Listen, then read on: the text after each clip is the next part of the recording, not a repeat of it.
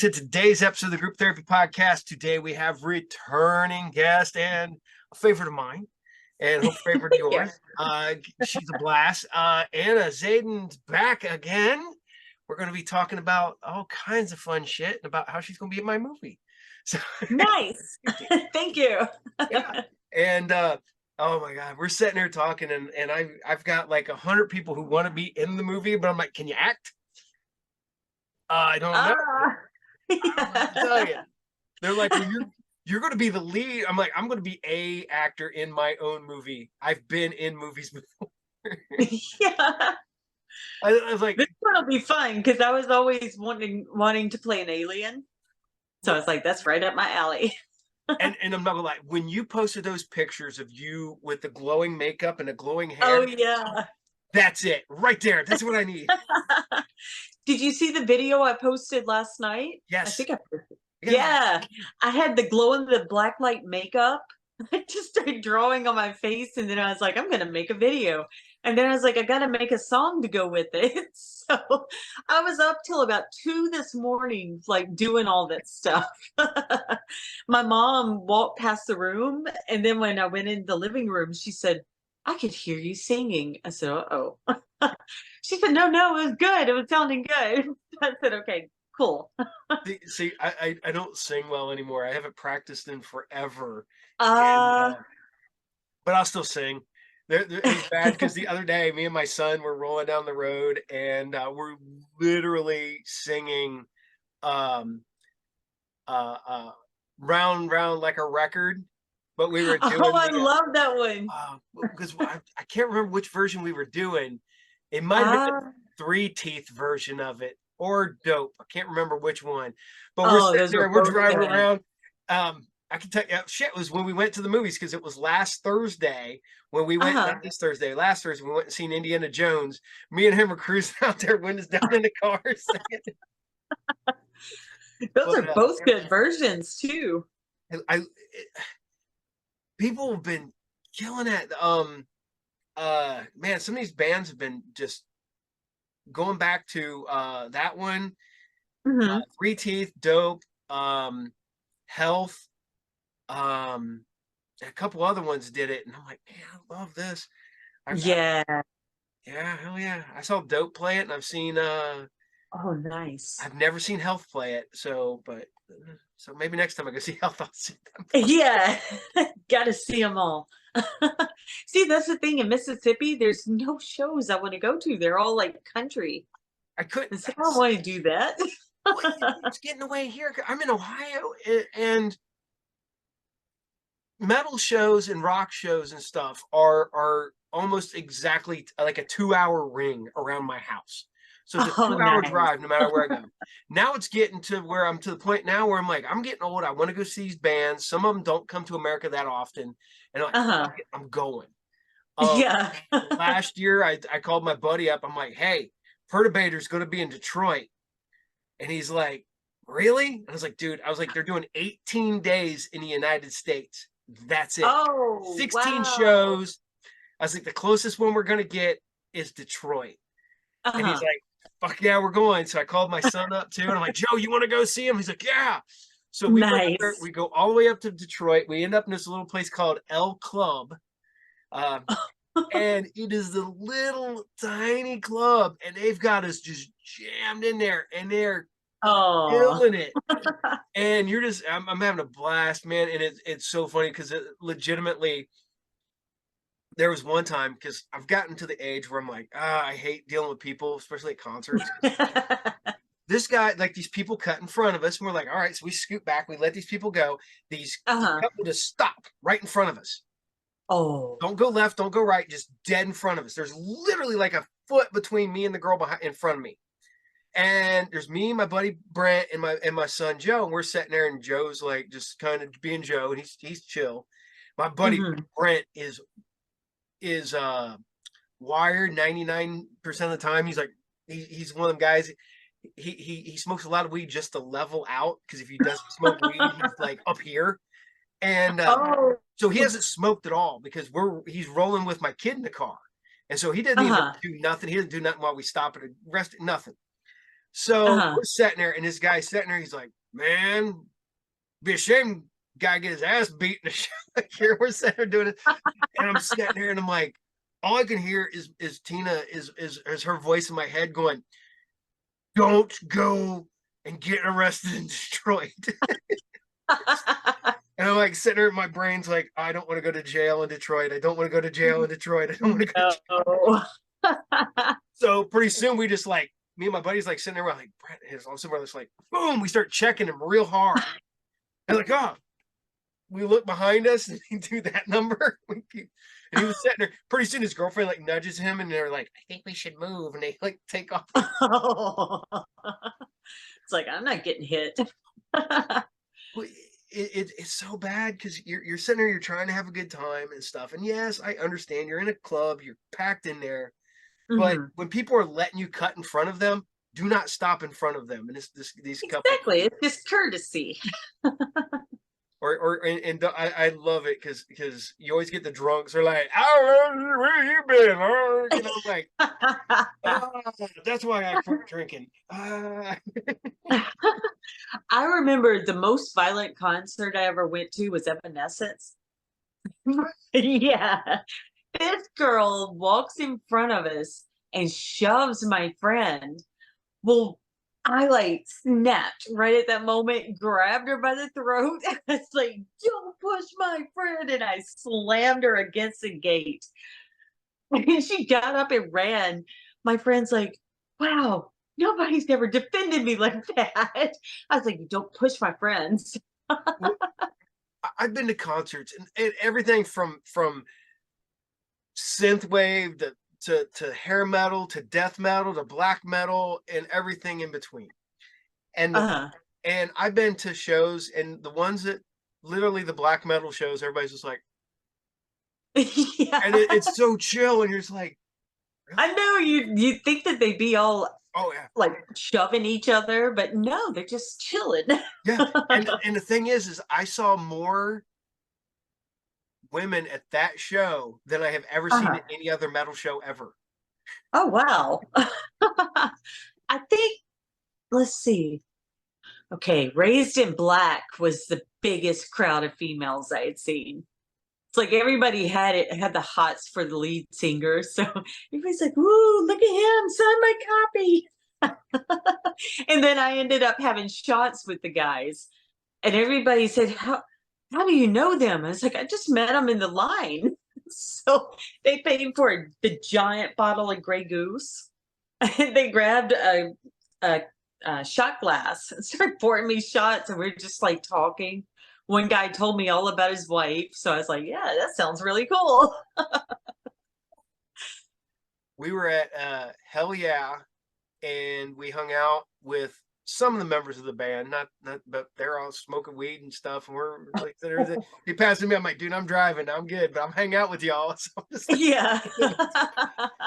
I've hung out with so many bands that there for a while I was put on like the a guest list.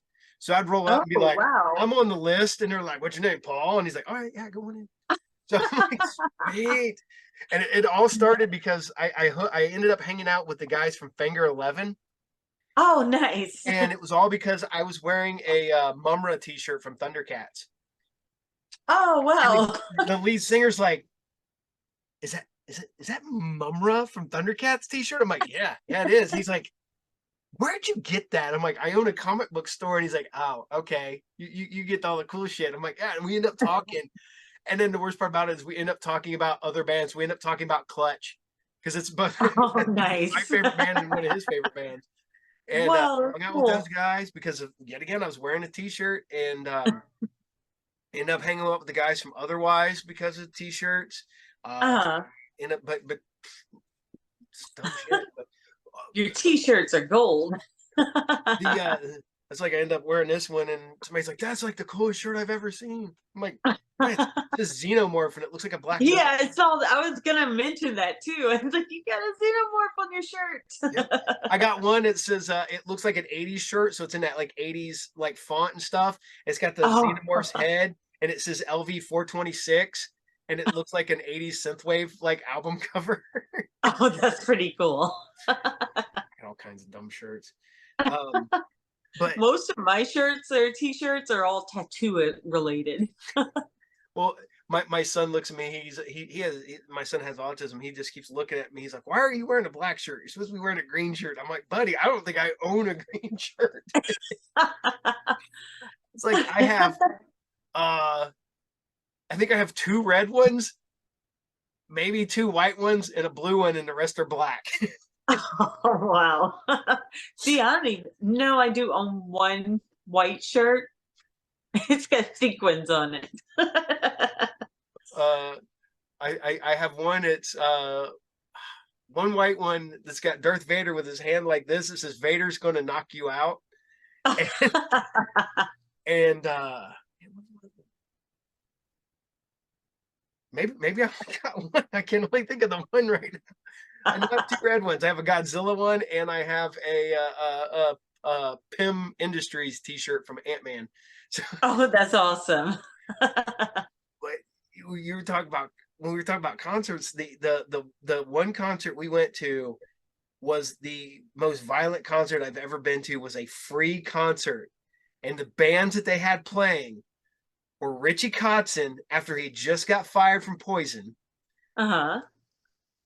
Typo Negative, and Jackal. 3 super way uncommon bands, stuff like this.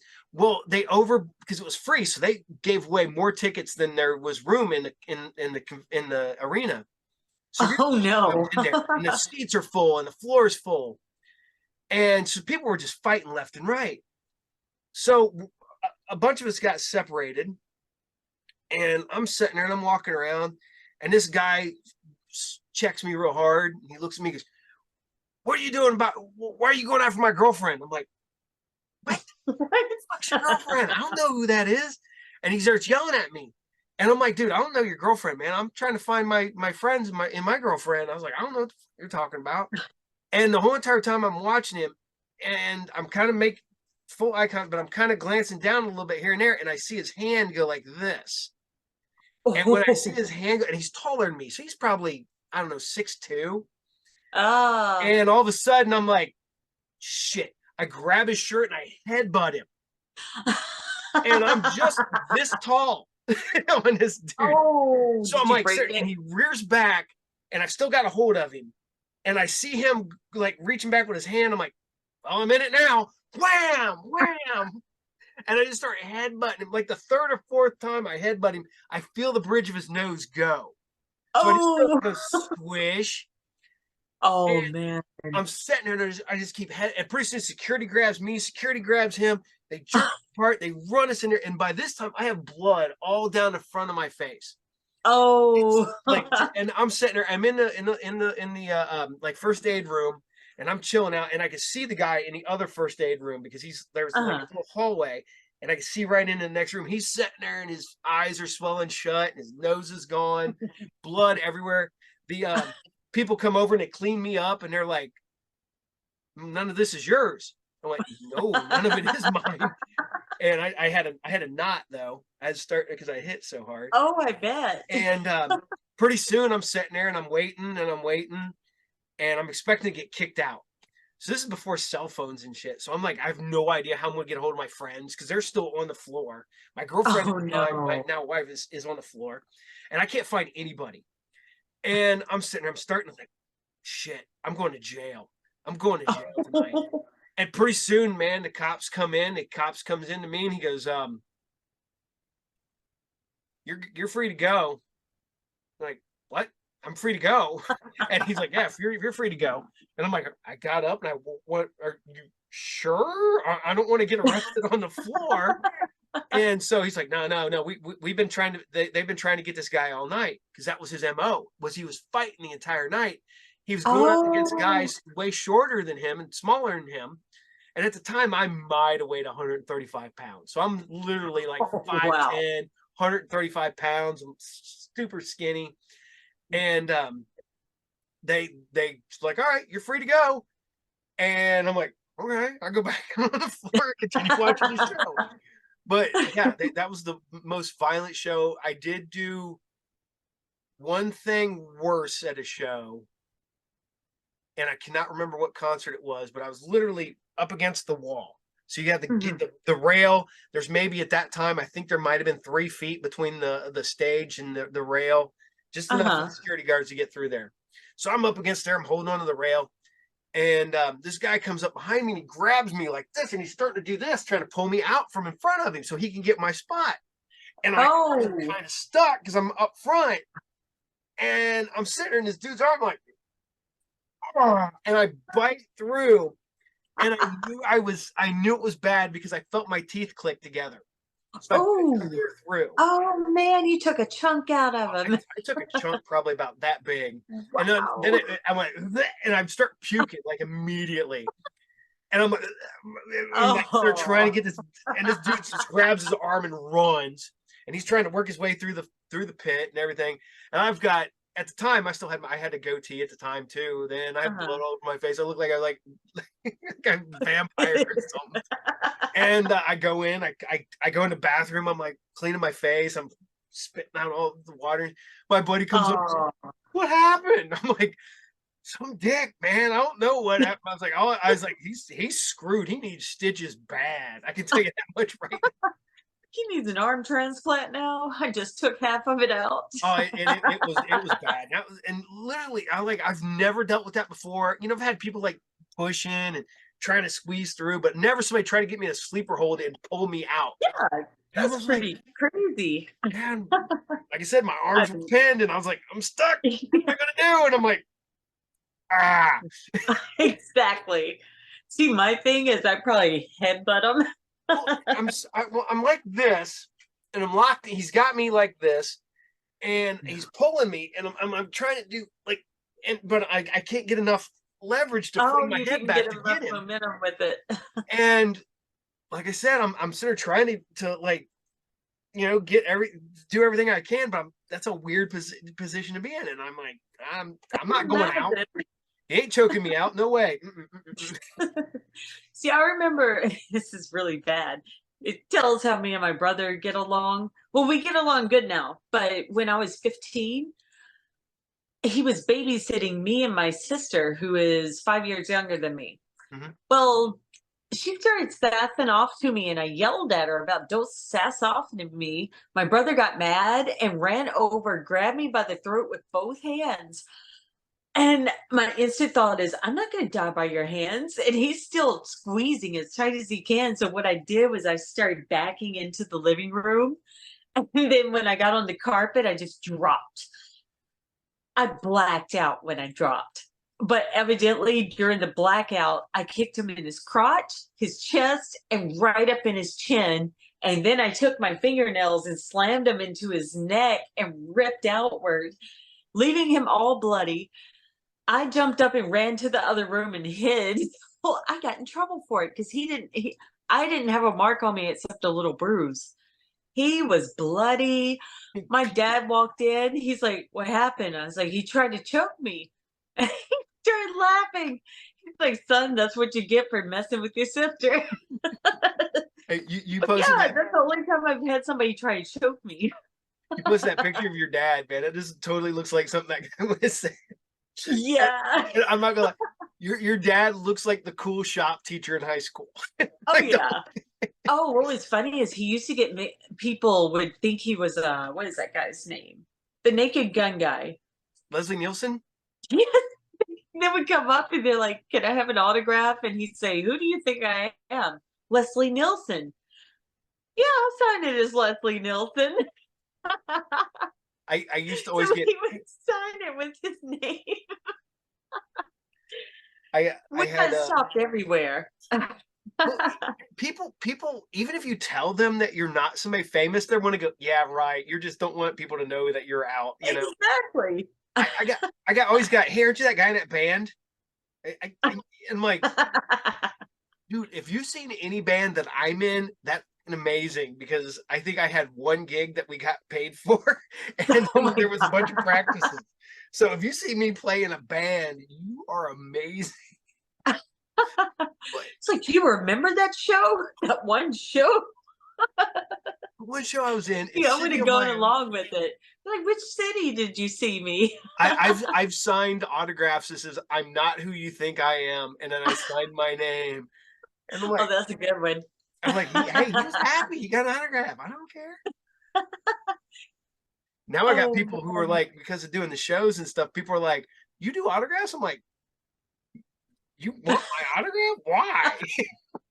I've had that too, and I'm like, what? Really? Oh, it's so funny because I had somebody. I literally I'm a background character in a movie that was made. Uh-huh. I did another movie that was never released, and Uh, somebody goes, "Hey, will you sign this? I've got the rest of the cast." I'm like, "Dude, I'm legitimately random party goer like number 4."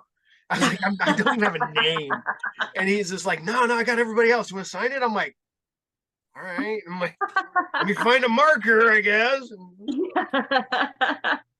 we oh, go. that's hilarious. That reminds me of being in show choir after one of our performances. All these little kids came up with their little papers. Can we sign this? I'm like, what, did you get a bad grade? And they just look at me like, what? They're like, no, I want your autograph. You are my favorite up there. I'm like, okay, let's do this. So I sat out there signing like 30 kids' little programs.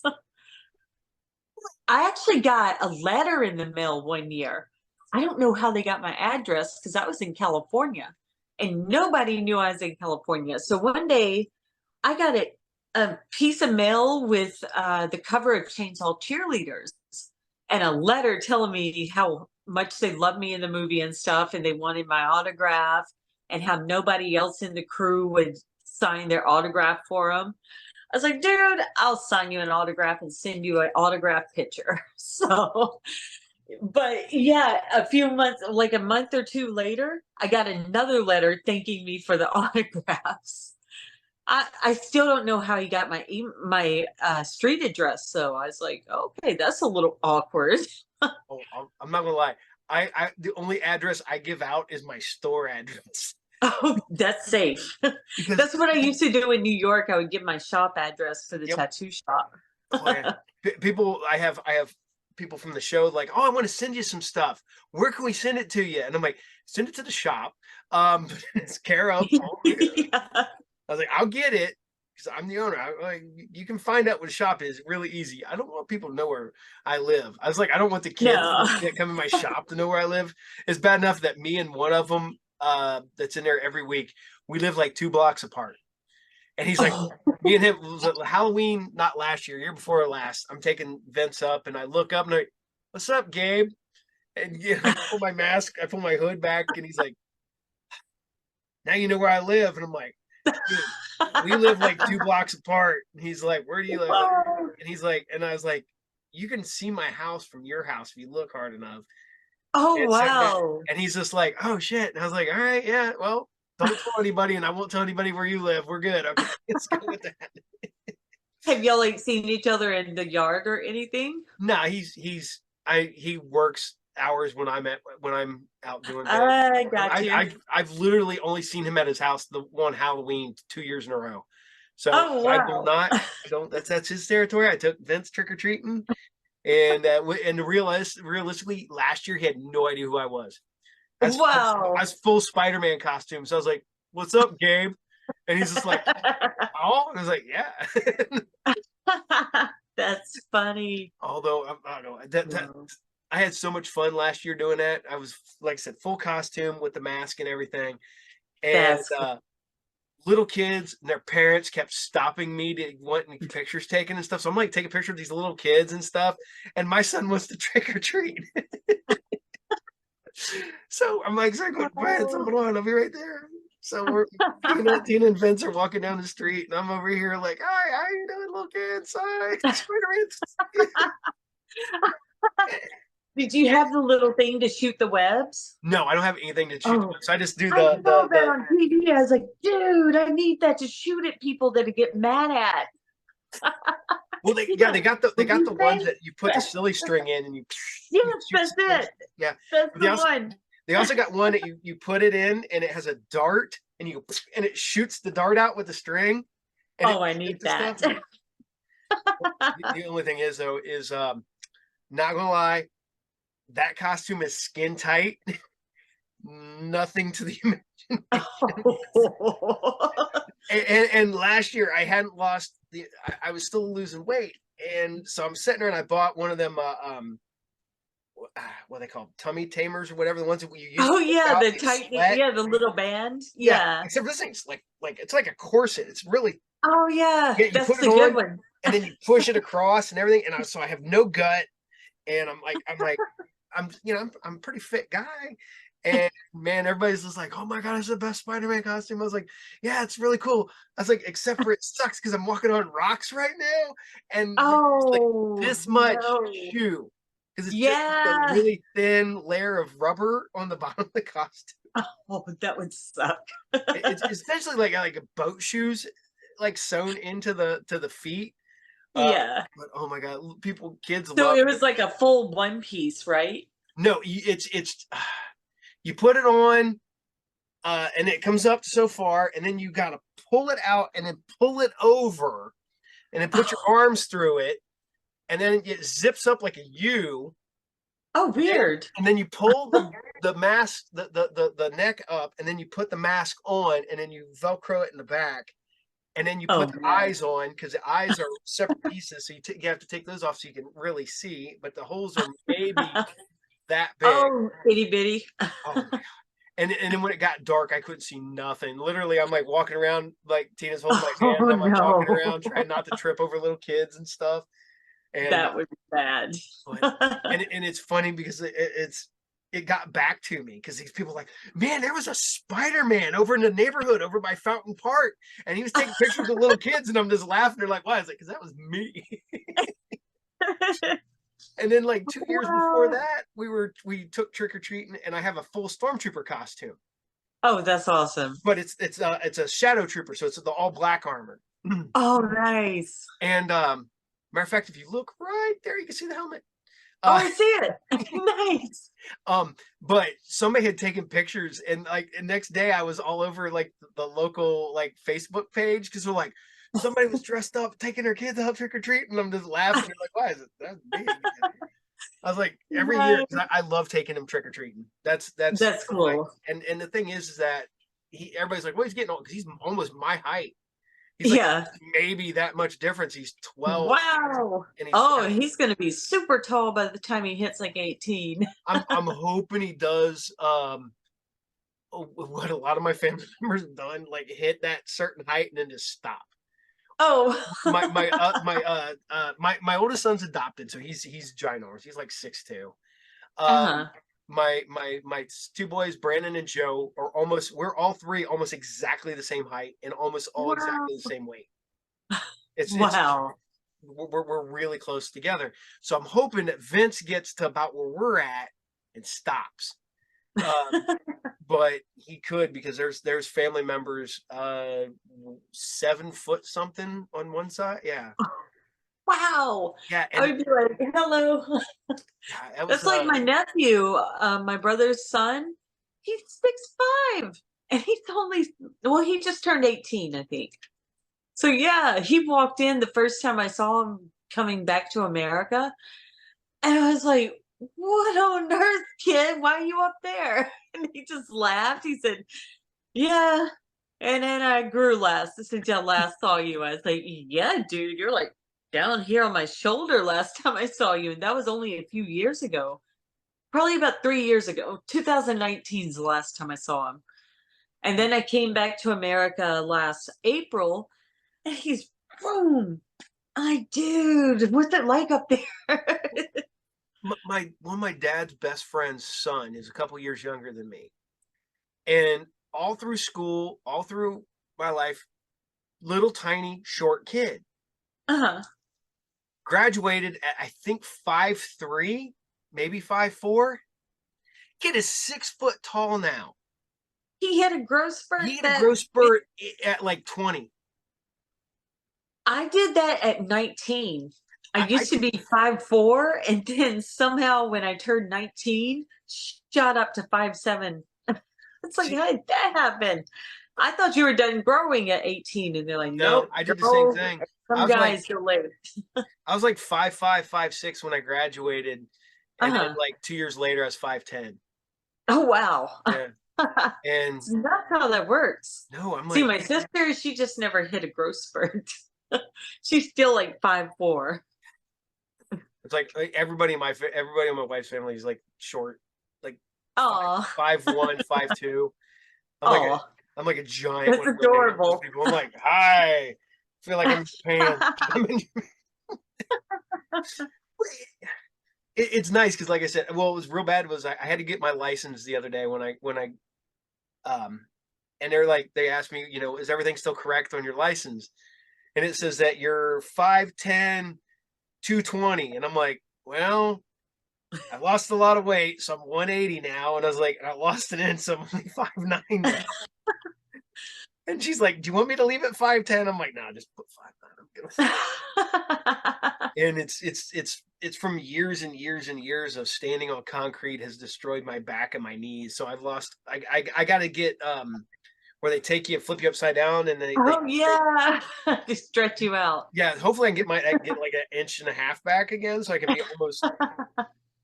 I was so happy, man. I was like, when I hit 5'10", I was like, I might actually hit 6 foot. Then this 5'10" hit, and I'm like, no, I'm this tall as you're getting, man. See, Genetics. they don't even ask me if anything's changed on my license. They're just like, sit there, take the picture. Here's your ID. It's like my eyes aren't brown anymore.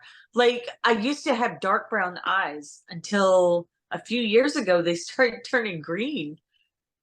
I didn't realize it until one of the guys at work, he was a Mexican guy, and he's like talking about el verde. I'm like, what are you talking about? He said, your eyes, verde. And it's like, okay, I don't think so. And I looked in the mirror under the lighting at the tattoo shop. I looked down and see, dude, my eyes are green.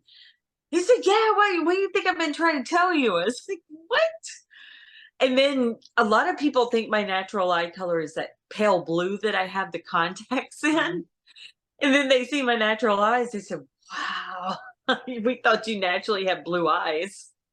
Well, I have like jet black eyes. Yeah. It's hard to see the pupil and the whole 9 yards. And I remember being in school when you had to do that test where you do the eyeball, and they'd show how your eye works. And I got Yeah. teamed up with this one girl, and she's like, "Can I get a new person?" She goes, "I can't see his pupils." Oh my gosh. And So he people, has no soul. oh yeah, that was my fun one. Was the lady that lived next door to us out in the country? She's like, you can see inside somebody's soul. You can see that. I was like, really? What do you see in mine? And she's like, it's black in there. I'm like, I know. Uh, That's and, funny. but I used to tell my neighbors when they bother me in Tennessee, I'd be like, I'm going to eat your soul for dinner tonight. They'd be like, what? Nothing? What'd you hear? So I have one guy, he's like, okay, as long as I get to have dessert after you eat my soul. He's like, what do you want for dessert? It's like chocolate pie. All right.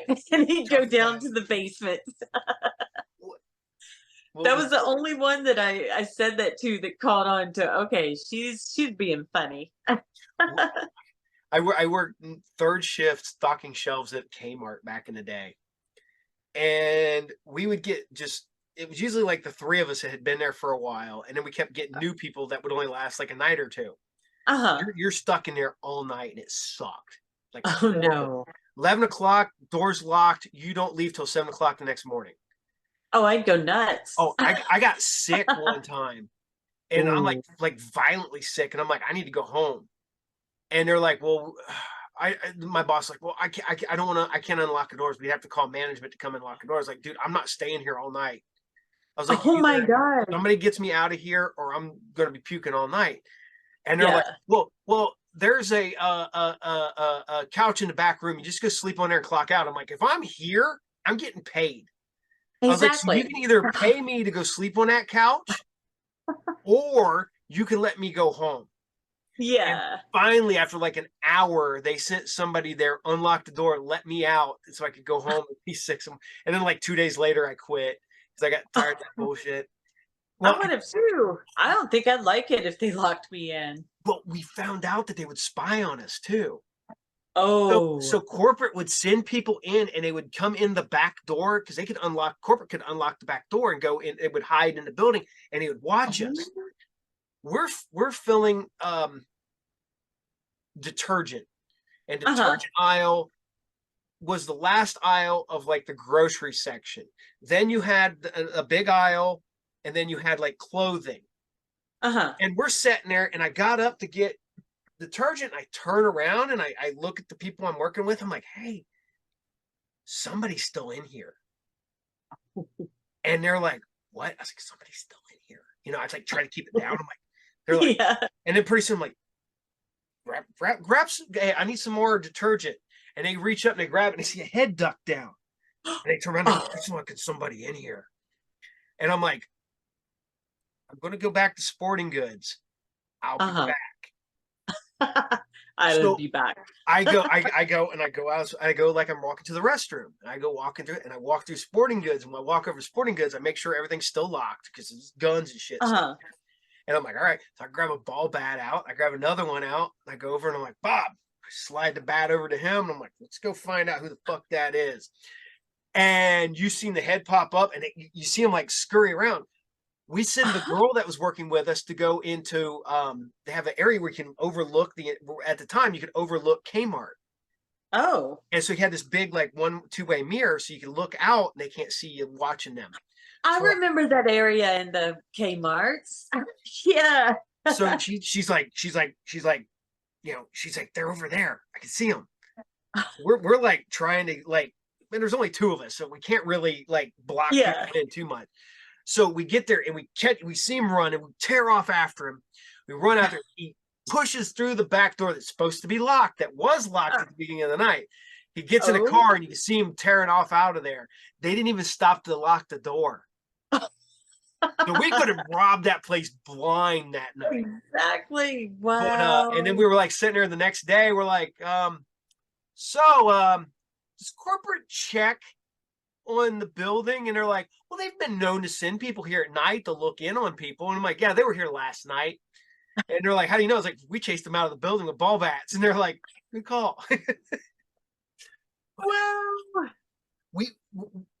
But Kmart, oh my God. I worked there 6 months. And in the 6 months I worked there was some of the most chaotic, weirdest bullshit I've ever dealt with in my entire life. I was there one night, literally it was me and the cleaning guy who knew like 8 words of English. Oh no. He was, I can't remember if that was the Greek guy or the Russian guy, because we had 2 different ones at 2 different times. Uh-huh. Neither one of them spoke very good English. They're very limited, very, very limited. And the one always called me Mr. Man. That was my Mr. Man, Mr. Man. And I'm back there putting stuff on the shelves. And he comes running over, Mr. Man, Mr. Man. I'm like, what? He goes, you come. And I'm like, all right. So I wallow this guy around. I go over to toys. The ceiling had caved in. It's pouring down rain, just pouring water everywhere. And so I'm like, shit. So I'm like, all right. I was like, just grab as much stuff, push as much stuff out of this section as you can. Uh-huh. We'll get garbage cans. We'll put it underneath there so we can start catching the water. So I was like, all right, we got that. So I start calling, people. Of course, it's 3:00 in the morning. No one's answering a phone. So I cheated because the one boss there had a thing with my dad at one point. Oh wow. So I'm like, I call my dad up. I'm like, Dad, I need you to do something bad. And he's like, what? I was like, I need you to call Mel. And he's like, why? I was like, no one else is answering the phone. She wasn't even the manager at that Kmart at that time. She was manager at like, I think one at like 40 minutes away. And literally it's the only person that would like that I could even remotely figure out what to do. So I'm sitting there because, like I said, I called all the people that were supposed to call and no one answers. Like I said, 3:00 in the morning. I call, she answers, boom. My dad makes her call me. And I'm like, Mel, I was like, roof caved in, water's pouring in, blah, blah, blah. No one's answering the phone. I would never have done this had you not. And she's like, well, did you clean? I was like, we moved everything. We put trash cans. We put tarps over everything. She's like, well, you did what's right. She goes, I'll call the people you need to talk to. 5 minutes later, everybody answered their phones, because it wasn't us calling. It was Yeah. somebody important calling. So of course they come in. I'm like, you guys need to get in here. And of course that none of them showed up till 7. So Oh, this whole thing's just cardboard, or not cardboard, like tarps and trash bags and trash cans trying to catch all the water. There's just everything. wow. We have to shut the lights off because it's pouring down through the ceiling, through the lights. Oh, so And I'm y'all like, had to sit in there in the dark? well, we shut off that section of the building. Oh, just as a, oh, Yeah. okay. Yeah, because you I got was like a gonna say, thousand no, light that'd be switches. So we're just like creepy. shutting off that section. And oh my God, we had dealt with that. We had one night when somebody tried to break in through the old automotive center because they had the old automotive and they had bricked it up. So there's just this big wall. And then they made Uh-huh. that home and gardens. They still had the Oh. garage doors and stuff, the big bay doors, so you could pull stuff in. Somebody had jumped the wall, took a car jack, like a bumper jack, and got it underneath there and jacked the door up. Wow. Didn't set the alarm off till they tried to come into the actual Kmart itself. Because the sensor reads when you walk in, Uh-huh. and it knows there's somebody in there. But when there's somebody Oh. in there and nobody walked through those doors, alarms start going off. Me and one girl were working that night, and we're sitting there working, and she's like in an aisle over from me. And we have the stereo cranked and everything through the intercom system, and all of a sudden the alarms start going off, and we're like, oh. Oh no. And I grabbed the phone. I'm like, I called 911, and I'm stuck inside the Kmart. The alarms are going off. Finally get through because they have to contact the uh, alarm company. Alarm company contacted one of the managers, and then they shut it off. But we're in Oh. there, and she's freaking out. She won't do nothing. She is locked herself into our break room. Oh no. And literally, I'm walking around with a baseball bat, making sure there's nobody else in the building. And we finally, I'm like, there's nobody else here. I've scoured this entire store. There's Oh, you're nobody free. else here. And then pretty soon the cops come up and they're banging on the window. So I walk up to the front and I'm looking at them because I can't unlock the door. So I'm like yelling through the glass, and they're like, we found where they tried to break in. They hold up the jack, and I'm like, so what am I supposed to do? And they're like, we don't know. Wait till your managers get here. I'm like, oh, fun. Oh, So yet again, they didn't show up till 7 in the morning when they're supposed to be there. And oh no. oh my God, you guys are killing me. The dumpster. Wow. And then the worst part about it is around that same time I discovered where all the security cameras were. Oh no. And I avoided every one of them one night while still doing my job. And it was Wow. funny because they didn't want to ask. Because Huh. they showed up one day and they're like, were you here Wednesday? And I was like, yeah, I was here Wednesday. I got my quota done. They're like, Yeah. yeah, we saw that. And they don't want to ask why I didn't show up on camera. It's like I said, I found out where all the cameras were and I just avoided them the entire night. So I'd like slide in, like, because I knew exactly how much room I had. So I was just sliding past cameras and stuff. 8 hours. No one caught me on film for 8 hours. See, that's stuff I would have done. They found me walking Or in. I mess They with found them me and say, well, I have a ring. And when I put it on, you don't see me. What was it? Mystery Men, where the guy was only invisible when people weren't looking directly at him. Yeah. That was a good movie. I haven't God, seen that since like college. But for you, what was that, like 2 years ago? I wish. Oh God. That was, let's see, that was 20 years ago. Oh my gosh. That's ridiculous. It's like me and my son were talking about movies the other day. I was like, I just had the realization. He goes, what? I was like, this movie's 20 years old. He's like, what the hell? I was You like, and the wanna know worst part about it is that nobody in this movie is remotely the age they're supposed to be playing this movie. Oh wow. Yeah. You wanna know what's crazy? I tell people that like on my birthday, E.T. came out. They're like, God, that's an antique movie. I'm like, thanks a lot. It's like we have the discussion like, well, what's your first memory? And I'm like, Star Wars. And they're like, really? And I was like, dude, I was 3. I wasn't quite 3. I turned 3 like a few weeks later. I was like, Uh-huh. literally, that's the thing that stuck. I don't remember anything before that, and I very little after that until I was maybe about elementary school. But I remember Uh-huh. going to seeing Star Wars when I was a little kid. Wow. I think my earliest memory was when I was 4, and I used to go to daycare. Well, I'd wait till nap time and everybody to go to sleep, and I'd have my eyes closed acting like I was sleeping. But once everybody went to sleep, they'd have toys that were theirs. I'd go around the room while they were asleep playing with their toys, and then sneak them back to them before they woke up. I never got caught. But That was, somebody had something from the Tag Along gang. Do you remember that? It was like a squirrel and a little lamb and oh, all Get these Along things. Gang. Yeah, Yeah, yeah, Get the Along get Gang. Yep, along. yep, That was yep. it. Yeah. So Montgomery this Moose. girl had Zipper, Yeah, the Zipper the little cat. squirrel, and I had the lamby pie. Mhm. And I wanted the squirrel. And my mom wouldn't buy me the squirrel because she's like, they're too expensive. So I was like, all right, that girl's got a squirrel. I'll go play with it when she's sleeping. And my mom would ask me, well, what'd you do at school? I mean, at daycare. I'd be like, nothing, play with toys. She's like, were they the other kids' toys? I said, I just look at her and shake my head. No, she's like, okay, I've heard that they catch you sometimes, but they don't say anything. But we know you're stealing the toys and turning them back into them before they wake up. I said, well, I wanted that toy. So that was my first memory. And then the second was getting in a fight over a yellow crayon. And from that moment on, I hated yellow crayons. I actually hated the color yellow. Thank you, Twilight.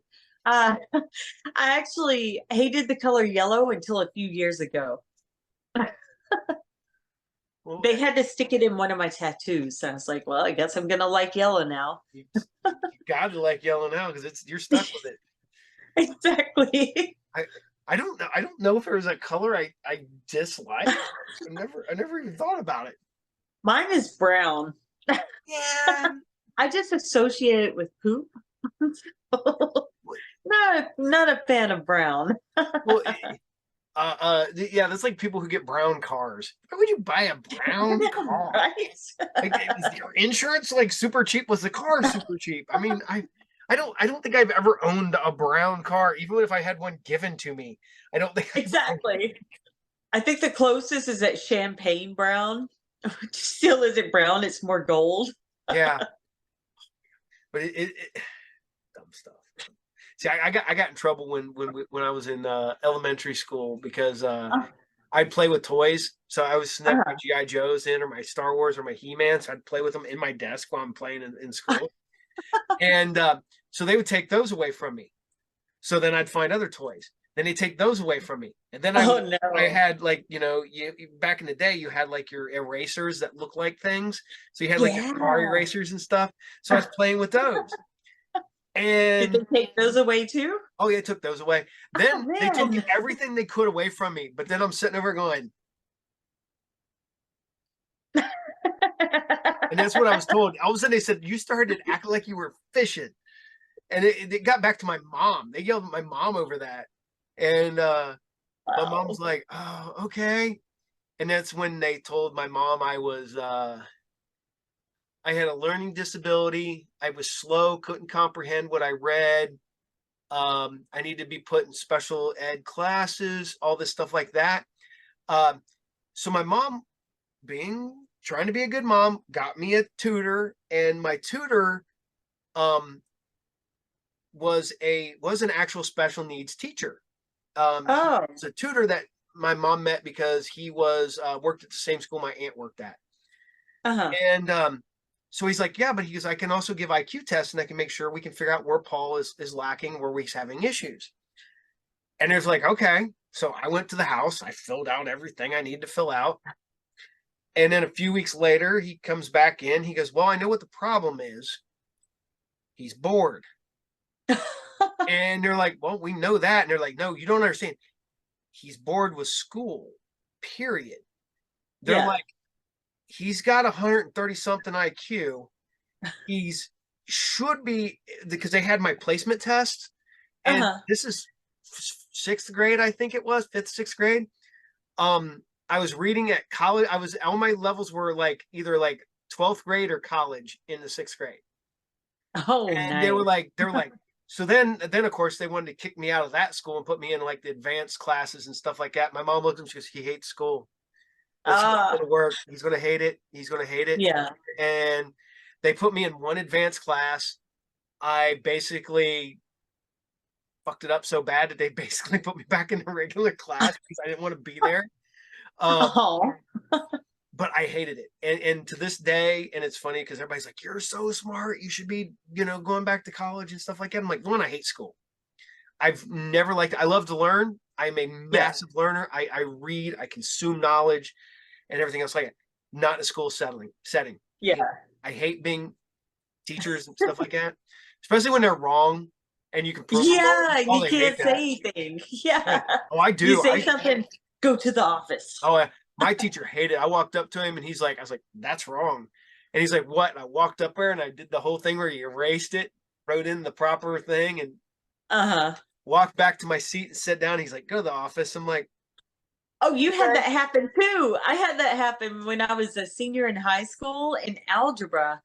I kept raising my hand and he's like, get out of my room. It's like, what I do? Just go to the office. So I get to the office and they're like, why are you here? I don't Well, know. they hated me because one is I knew my rights and I knew what they Oh, could and couldn't do. And we, yeah. we went to school. I mean, I I graduated in 92, if I tell you how old I am here. Oh, Um, wow. You so don't look that old. I'm sitting there and I'd wear metal shirts and stuff with like, especially Slayer, with like big pentagrams and shit on them and stuff like that. And we weren't supposed to wear anything that had any satanic or witchcraft or anything like that. And I was like, okay, Yeah. whatever. I don't care. I don't. One is I don't believe in any of that, so it's whatever. And Mhm. so finally one day I'm wearing a Slayer T-shirt, and he comes in there. He's like, "You need to go to the office." I'm like, all right, I go to the office. I sat down. The principal, vice principal, and the attendance principal were there. And they're sitting there going, you're going to have to either go home, change your shirt, or flip that shirt inside out. And I'm like, no, I'm not doing any of those. And they're like, well, you can't wear that shirt because it's satanic. And I was like, well, I was like, are you telling me that I can't worship what I believe in? And they went, I was like, okay, if you're going to tell me I have to stop wearing this, I want you to go out there and I want you to find every kid who has a cross on or has a religious t-shirt. And I want you to make every one of them take it off because they're wearing religious t-shirts. If you're going to depend on my religious beliefs, then you need to replay it on their religious beliefs. And all of a sudden you just seem to panic on, you go back to class. I was like, all right, I'll see you tomorrow. That's funny. Because realistically, I hate to say this, but they can make these rules, but legally they can't because you can go, well, that's my religion.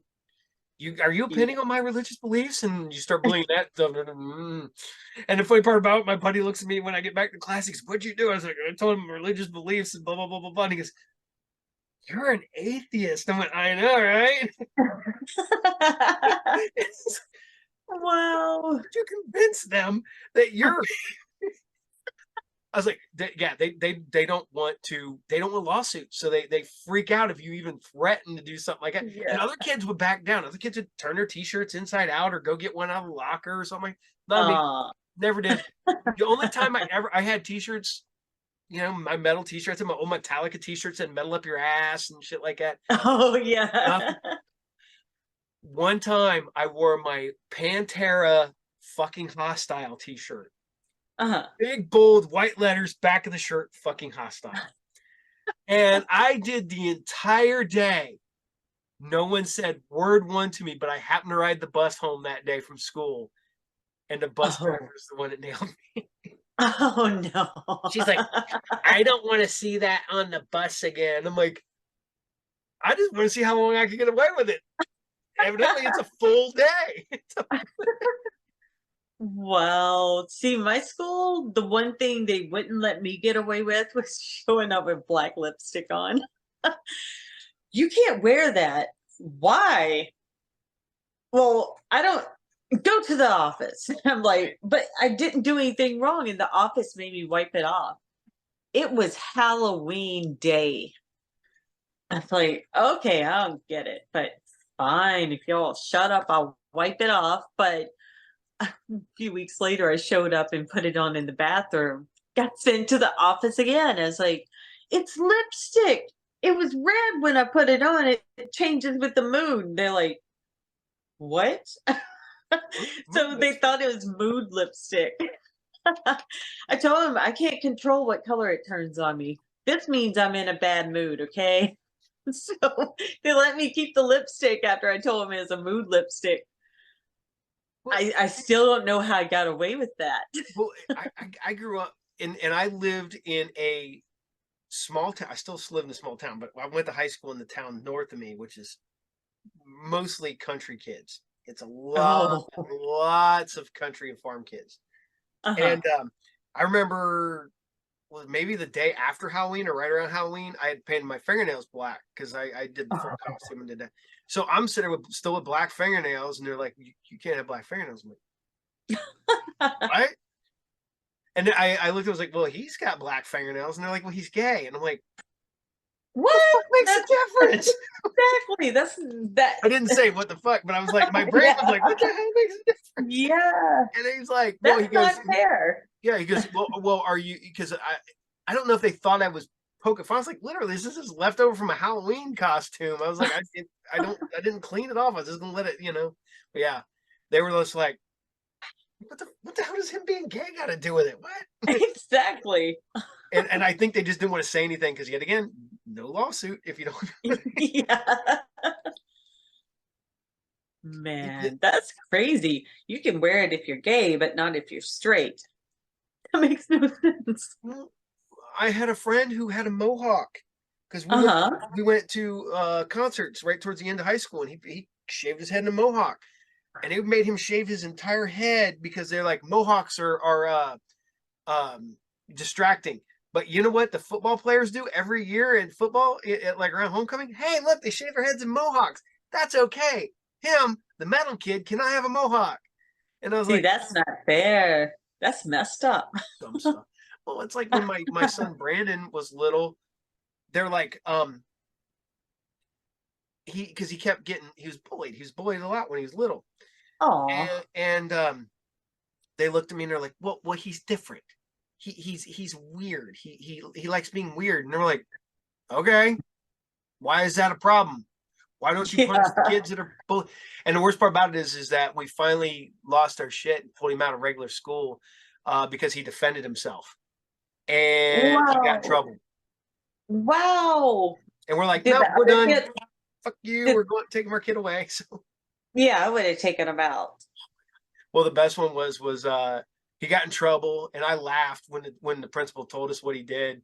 One of the kids that was picking on him, and the worst part about it, he had the same bullies from like first grade till we pulled him out of school. Oh It never man. changed. It was the same group of kids. And back when we were kids, it was like if you were with your parents or not in school, you were kind of safe. Uh-huh. Nope. They'd mouth off in front of me. And I looked at one of them was like, I don't care who your parents are, I'll beat all your asses. And I'll beat your dad's ass too while you're at it. Um, well, the best one was one day the same kid kept picking on my son. And but they never would do it by themselves. They always did it with like two or three of them there to always make sure there was more than him. Oh, ganging up on them. And one day, the one kid checks him real hard as they're walking up, knocks his books out of his hand as he walks out the door to come to get in the car.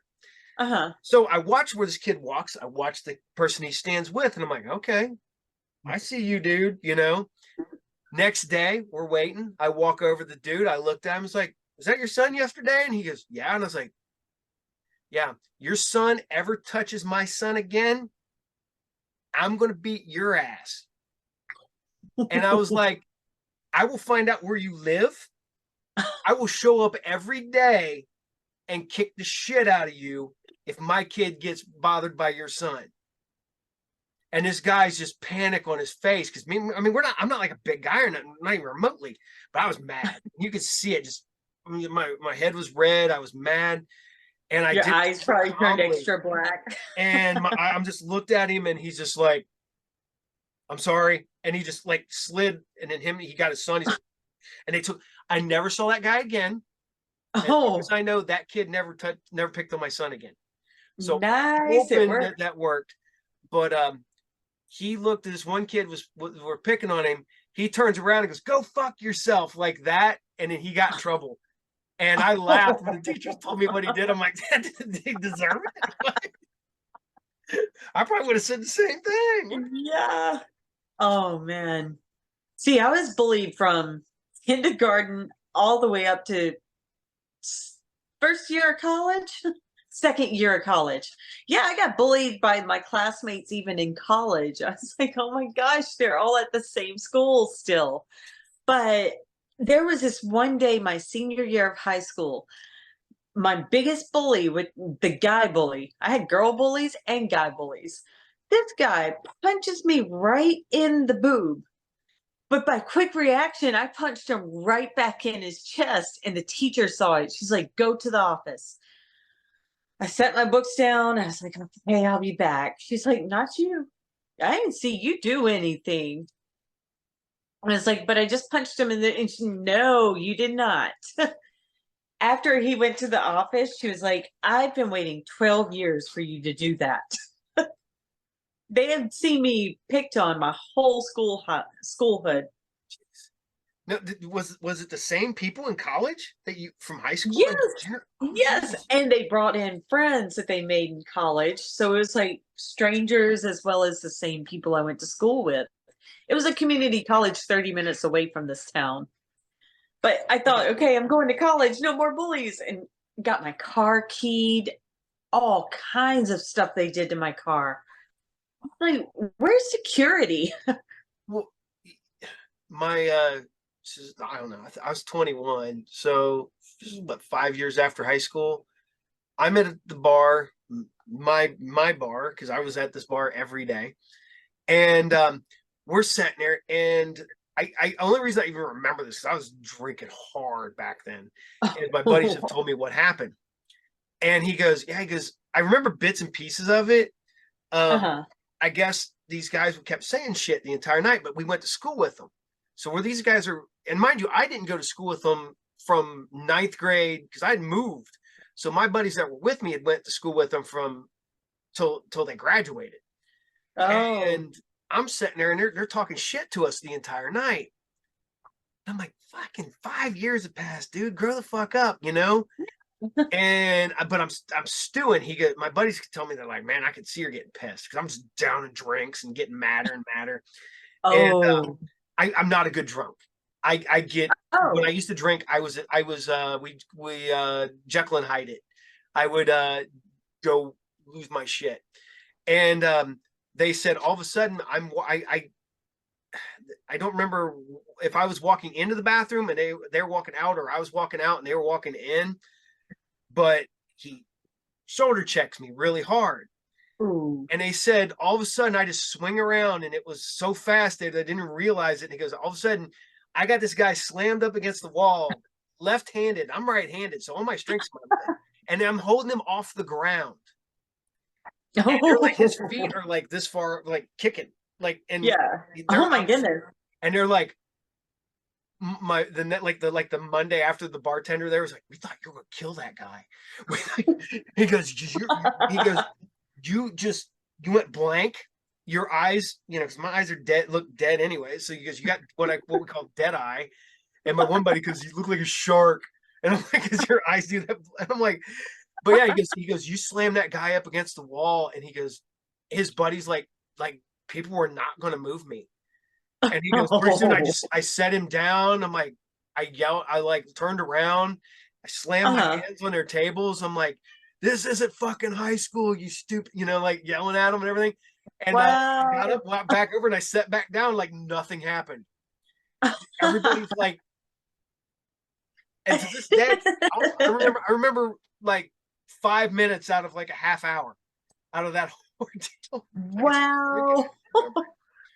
And yeah, That's crazy how that happens too. It's like, I don't remember doing that. I didn't do that. the stories that get back to me now, especially now that, Uh-huh. well, the worst part about it is that when I stopped drinking and the years have gone by and stuff like that, I kind of have little flashes of what Uh-huh. has happened in the past. And part of me Oh. is like, did it actually happen like that, or is this how I remember it? But it was also through an alcohol fog and stuff. I'm like, Oh no. and then people will tell me like, no, dude, we thought you were gonna kill a guy. We thought you were, or I Wow. become super friendly. I'm everybody's friend.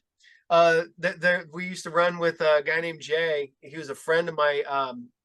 He was my friend's girlfriend's best friend, and the worst part about it, we called him Gay Jay. He was gay, and we didn't mean that about it. He was Gay Jay, and it wasn't supposed to be derogatory or nothing, because that's just, Yeah. his name was Jay, and he was gay, Gay Jay.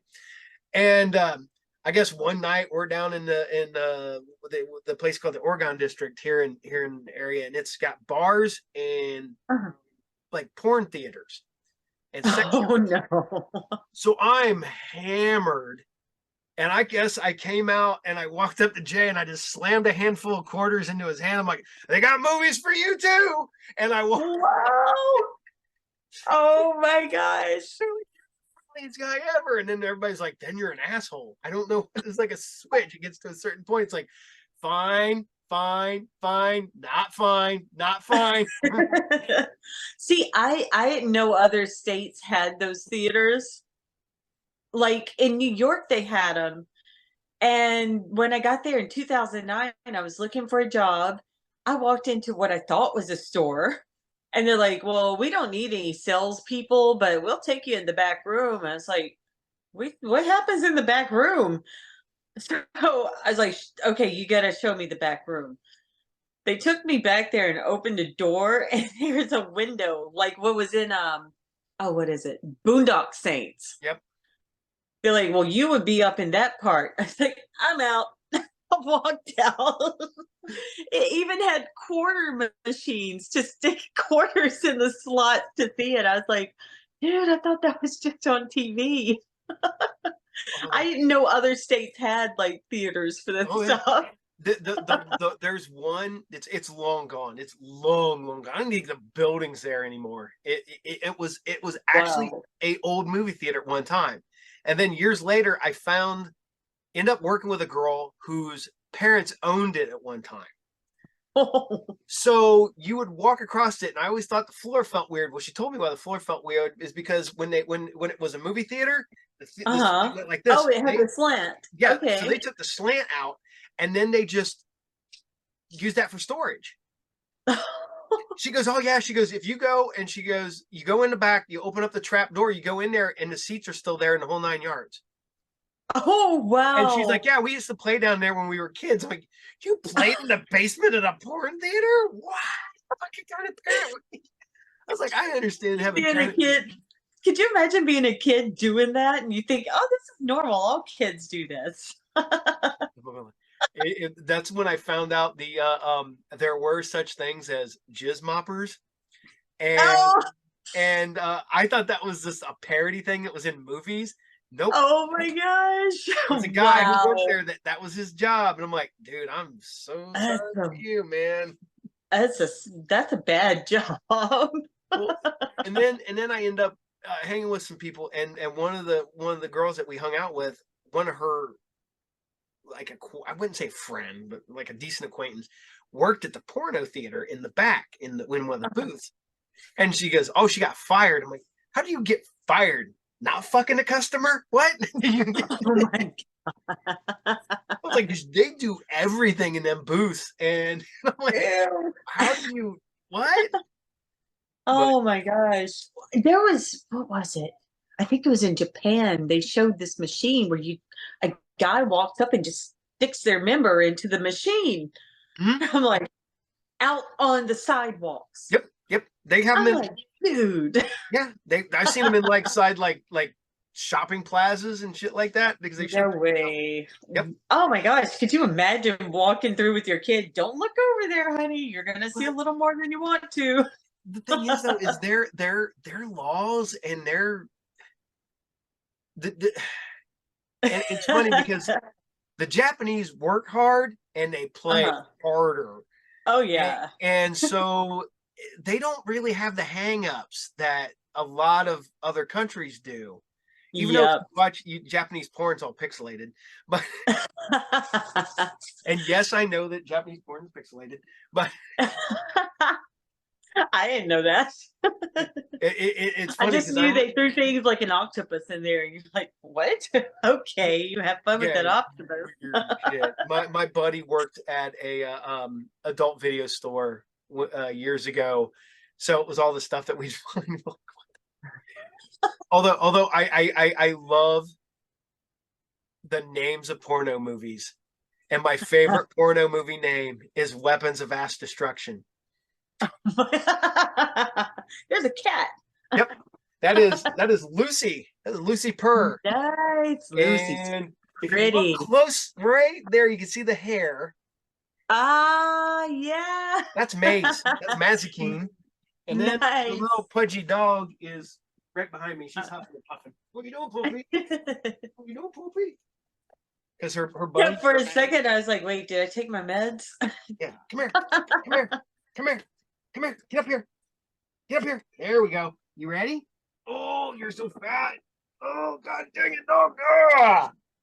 Oh, baby. Hey, you're smiling. Oh, yeah, she's so happy. So cute. Is that right, Lulu? Okay, I love you too. All right, get back in the corner. No, I'm covered. Butterball. So that's my fat baby puppy. Oh, that's my Lulu. I had my cat like knocked my dad's trophies off of my table next. That's what the big noise was a few minutes ago, and he's trying to knock the lamp over. He got stuck under the lamp last night. It fell over on him, and he's just like kicking his feet. It's like I'm over here, and I was sorting books last night, and I come over here, and Lucy's sitting up here, and I'm like, move. Come on, I got to flip the box lids. I'm flipping the box lids. She's still sitting on this one. So I'm like, go. I'm like trying to get her to go off. Finally, I'm like, all right, come on. I'm like, and she slides off. Stupid cat. Like putting a boat in the water. Gotta get in the water. And then she loves being up high. Well, they both love being all the way up there as high as they can. It's a cat thing. It's a total cat thing. Like I have a bowl up on top of one of my dressers, and it's just a little bowl you stick like apples or whatever in. Couldn't find the cat the other night. I was in there, Twilight. I went to every room looking for him. Nowhere. Come back in, and all of a sudden you hear. It's like, okay, where is that coming from? He did it until I found him, and then he just looks at me and goes back to sleep. The other day I'm sitting here and I had a comic box. I think it's in this chair. And I had it like this, so that it was empty. There was nothing inside of it, but the cats had flipped it over so that it could get inside of it. So it had a sides. And I was sitting there one day going, where the hell did my cat go? And I'm like looking, I'm like calling for him, like Maze, and I hear, ow. I'm like, hey. And pretty soon I look and I see my cat peek up around, look around, and goes back inside the box. I'm like, oh, you're in a box. All right. Yeah, that's cool. Don't scratch the hell out of it. You're fine. I love my animals. Cats are definitely box lovers too. Well, and they love it. Well, the nice part about it is my cats don't really tear up my comic boxes. Oh, good. Courage, when he first got him, chewed up like this much of a box. Just chewed up the very edge, so it was nothing. Didn't get to the books inside, just the top of the box lid. So like just this little tiny bit. I was like, no, and I smacked him on his nose. He's never done it again. Oh, nice. I'm like, okay, good dog, sweet. You know what you doing? I was like, because this stuff is not cheap, and I don't. Exactly. No, our dog, like the only thing she really tries to chew up is the cat. They have wrestling matches. The dog will stop messing with the cat, and all of a sudden the cat will like do the rest. You know how wrestlers will get on top of the ring Yep. and jump down at the guy? Yeah, my cat does that from the couch. He'll run up on the couch and just woo right on top of the dog. One day the dog started running and the cat's holding on, riding the dog like a horse. But what's crazy is I was the only one in the house that saw us, and nobody's gonna believe this cat was riding the dog. The other day, I'm sitting there on the couch. It's late. I'm trying to mellow myself out. So I had a Uh-huh.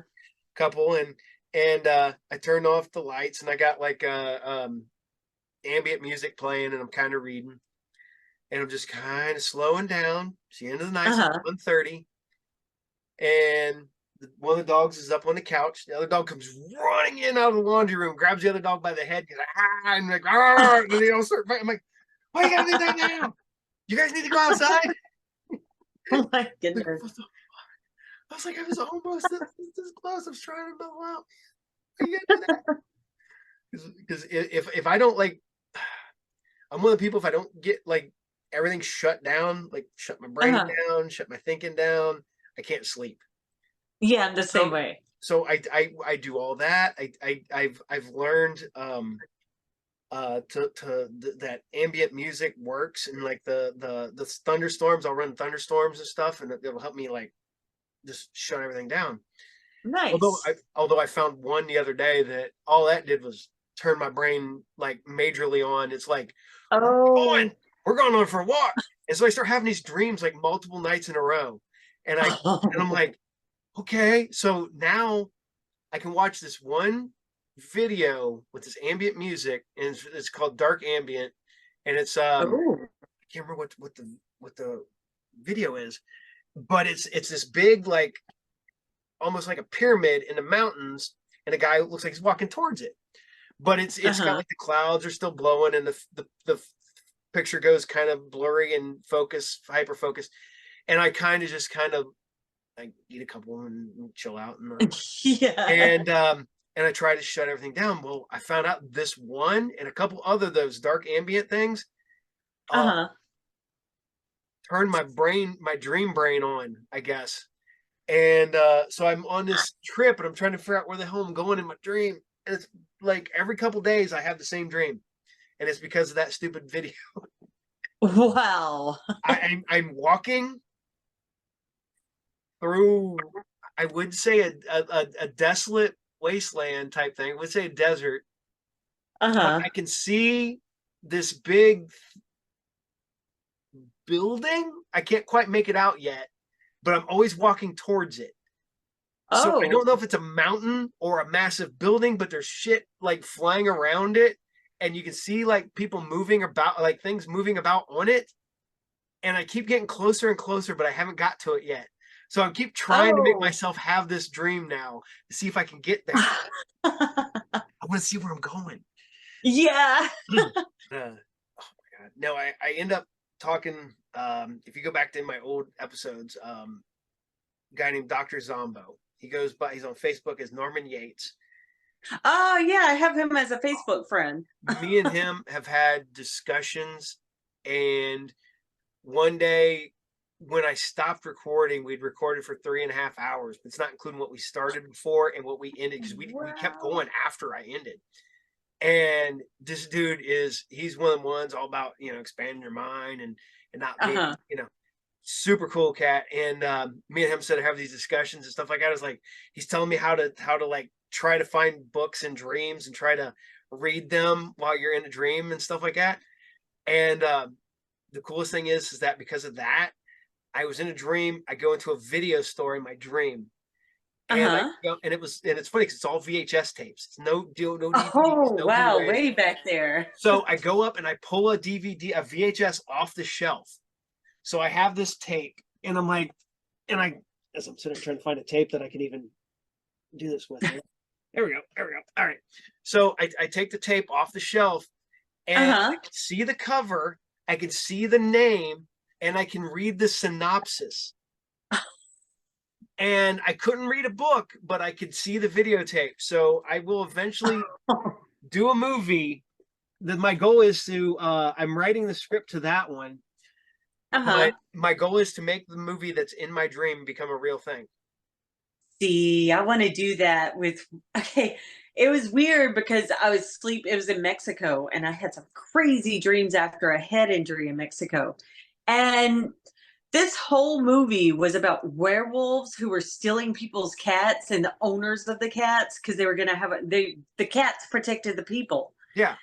And then ends up they lock all the cats up in this giant cage, and they have a party with the people, but it was supposed to be a feast party where all the werewolves start changing, all this stuff during the party. Kind of like in I Uh, think it was Trick or treat. no, well, actually kind of. Yeah. It's kind of like in Werewolf in Paris, I think. Was that the second one that came out? Yeah. Yeah. Yeah. Yeah. Okay, Miracle yeah, in that Paris. one. Yeah. Yeah, how they started turning and stuff.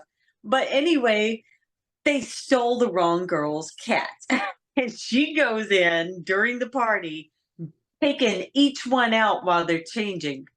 So you see partial transformation, whack, head goes off. And she's like killing all these werewolves by herself as they're changing. And it's so funny. The girl was Danielle Harris. Who was okay, Kurt Russell was the lead werewolf. I haven't seen Kurt Russell since the 90s. So I'm like, where did that come from? And I saw, like, in the movie, I saw it's like I turned the movie off and I look at the case and it's called I Am Cat. I wake up in real life, I said, oh man, I gotta find that movie. I looked it up. I was like, this does not exist. Where did I see that? And my ex-husband sitting there, he said, you sure it wasn't a dream? And it's like, it was so vivid. I really think I was watching it in there. He said, there's no such movie as I Am Cat. So, When but I yeah, woke, like I head did the same injury, thing. I've had the weirdest dreams for the past year. Well, mine is that when I woke up the next morning, the first thing I did was look up to see if that movie existed too. So I'm like on Nice. IMDb. I'm like, and I can tell you the name of the Yeah. movie. It's Surf Party Slaughterhouse. That's the Oh, name of the movie. awesome. Yep. And Nice. yeah, the cover has this guy and he's turning like this, and there's got like a bloody surfboard and like a knife in his hand. I can tell you what the cover looks like. I can tell you what the back cover looks like, and the whole That's nine pretty yards. awesome. Doesn't exist in real life. It's only exists in my dream. Oh, And as Dr. you gotta Zombo make said, that. it does exist in another universe because we're trying to decide if dreams are parallel universes. See, I kind of wondered that too. Yeah, so we've gotten I on think that we little discussion. travel to other places in our sleep. Well, it's one of the ones where which one are you asleep now or are you awake when you're asleep? Which was your real world? And I'm like, that's Exactly. I would hope that the dreams are the dreams and this is the real world because I'd hate to dream that I Yeah. get up and go to work every day. So I don't know. I don't want my dreams to come true. I was like killing zombies the other night. No, actually, it's in the daytime. I was so exhausted. I fell asleep on the couch, and I'm sitting. My mom's like, "Well, you're moving a lot." I was like, "I was killing zombies." She said, "What?" I told her about the dream, and she said, "Oh my, you really do have some vivid dreams." But every night I'm running for my life, and then I flip it on the people, and I start killing them. I'm like, I don't even know what that means in a dream world. well, the thing is though is up until relatively recently, I don't remember my dreams at all. Same here. And What if there's some shift in something? um it, it it managed to level out when I started sleeping a normal day because I went from I was a first shift guy, I was a third shift guy, I was a second shift guy. So my sleep schedules changed so much over the years that Uh-huh. and I never slept more than a couple hours at a time. Oh. And so I would sleep a couple hours, wake up, have to do some stuff, and then I could go back to sleep, sleep a couple hours, then go do stuff.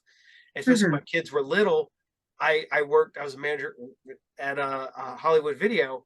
So I'd go to Oh. Hollywood Video at 1 o'clock in the morning. I'd go home, play video games and stuff, and try to chill out. Sometimes I wouldn't go to bed till like 5 in the morning, have to get up at 7 to make sure Tina was going to work and the boys were going to school. So Mhm. we take them, and I would come home and I would sleep for another hour, couple hours. Then I would get up, I would go pick up my youngest in kindergarten, come back to the house, and then I would get him lunch, and he would sit there and watch TV, and I'd sleep on the couch behind him. So if he needed anything, he'd come get me. Yeah. Then I'd get up, go pick up my other kid and then Tina from work. Then I would come home, go to work, and then start my day over again. Oh man. But I did that for so long. They're towards the end before I started working at a semi decent job. 2 to 3 hours a night is what I was sleeping. Woo. So I lived on energy drinks because it's the only way I could get through the day. And then the worst part about it is I love telling this story. I worked at a collectible shop at one time. So I had a regular job and I worked at the collectible shop on the weekend. Cool. And I put my energy drinks in the refrigerator. Well, the boss out there, one of his friends was a doctor. And he comes in, he starts yelling at Fred, my boss, because he's like, "Oh, are you drinking energy drinks? You can't be doing that. You're hurt, blah, blah, blah, blah." And Robbie, the guy I work with, goes, "Well, those aren't Fred's, those are Paul's, the guy working up front." And so he comes walking up front and he's like, "You shouldn't be drinking those. Those are not bad for you, not good for your heart." And I was like, "Okay." And he's like, "Well, how many you drink a day?" I was like, "I don't know, 5 or 6. And he's like, "And you're still alive?" I went, "Maybe. I don't know. Hell, I could have died. The only thing keeping me going is the caffeine. I don't." I feel like that's what's keeping me alive. Yeah. But now that I live a kind of steady life, I go to bed about 2 in the morning. I get up about 9, and like almost like clockwork. I very rarely, if ever, turn the alarm clock on, which I kind of do now because I turn on one of them. I like the thunderstorm, and that makes me not want to wake up. So I just keep running the thunderstorm. So I keep rolling through it. Yeah. So now I have to set the alarm, or I sleep through it. Oh. But once I got on almost a regular sleep cycle, I started dreaming again, and like really vivid, solid, remember it the next day dreams. And I'm like, shit, how I ain't done that in 10, 15 years at that point. Oh So, man. yeah, I'd go forever. I didn't. People like, "Do you dream?" I was like, I couldn't tell you the last time I had a dream that I remember. And Wow. it went from probably the mid 90s, late 90s to the mid 2000s, late 2000s. Oh So I wow. started leveling out where I'm at now. And now I'm like, I dream. I kind of remember them. And now I can kind of force them. I can like do stuff to kind of make myself. And I'm like, yeah, that's weird. Although I'm not gonna lie, I've tried to make them really messed up on purpose. And do it. The other day I ate a full cookie. I think I told you. Yeah. This shit was 100 milligrams. I ate that whole cookie, and I'm sitting there. I'm like, all right, here we go, here we go. So I'm sitting there. I put on one of them ambient noise, so it's got like this picture of like space, so it's always moving and it has planets and stuff. I'm like, all right, here we go. So I kind of like I sat in my couch. I relax. I got the music going. I turned off I have a dehumidifier down here. So I turned that off. So I have just the steady noise of that. Yeah. Nope. Couldn't get it to make a messed up dream to save my life. Damn it. It's like, I want to do Yeah, that. I don't understand how to like change your dreams while you're in them. I remember seeing Nightmare on Elm Street 3 and they're like, well, you gotta fight them back in your dream. It's like, no, I'm gonna get killed. It's one of them ones where if you can figure out that you're in a dream, then you can mess with it. But the problem is figuring out you're in the dream. Exactly. That's the part I can't get how to do. Most of the time, I will realize something won't be right in my dream, and I'm a super creature of habit. I do everything the same way almost every day. I go to the gym I do everything like clockwork. And so if something's off, my brain knows it's off almost immediately. And so all of a sudden it's like, you're in a dream. Okay, we're in a dream now. And then I can start messing with it. Mm-hmm. but it's hard to break through that wall. And it if there's nothing there that my brain doesn't like, and it can be the most insane shit going on in my dreams, but for some reason, if like something that would normally be is off, that's what Mm-hmm. sets me off, and that's what wakes me up. That's what I realize. Ah. But you know, like the rest of the time, my one dream I remember from years ago was I was trapped in a bowling alley, surrounded by giant albino scorpions, Oh, no, and no. nobody and everybody kept going out, and I kept telling people, "Don't go outside," and everybody kept going out. Did not realize it was a dream. My Oh, brain, no. because none of that shit was my normal life. Yeah. Bowling alley is the bowling alley I go to, but that's only sporadically. But everything else was not something that I dealt with everyday life. Now, if I would have started at my house and then ended up there, I could have, my brain would have been like, hey, your shit isn't where it's supposed to be. And my brain was like, oh, yeah, because you're in a dream now. And then I would have been able to do it. But yes, Yeah. since it was already crazy to begin with, my brain just went for the ride. And Oh. but now if I wake up, if I have a dream tonight and it starts out here in my basement, Uh-huh. and if something's wrong, like a movie's out of place or a box is out of place or my cat or my dogs are missing, my brain Mm-hmm. will immediately acknowledge it's a dream and it'll do Oh. that.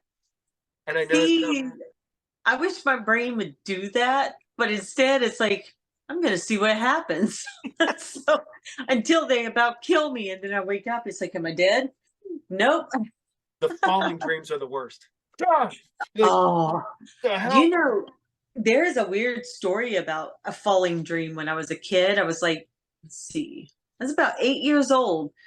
My sister and I shared a room. We had twin beds. In the middle of the twin bed was this miniature little piano made of wood. And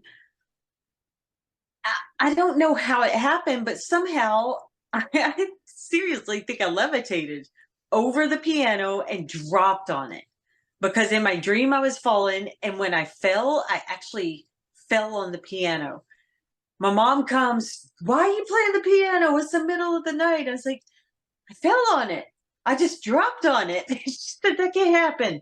Get in bed and go to sleep." So I never figured out how I got above the piano and just dropped into it.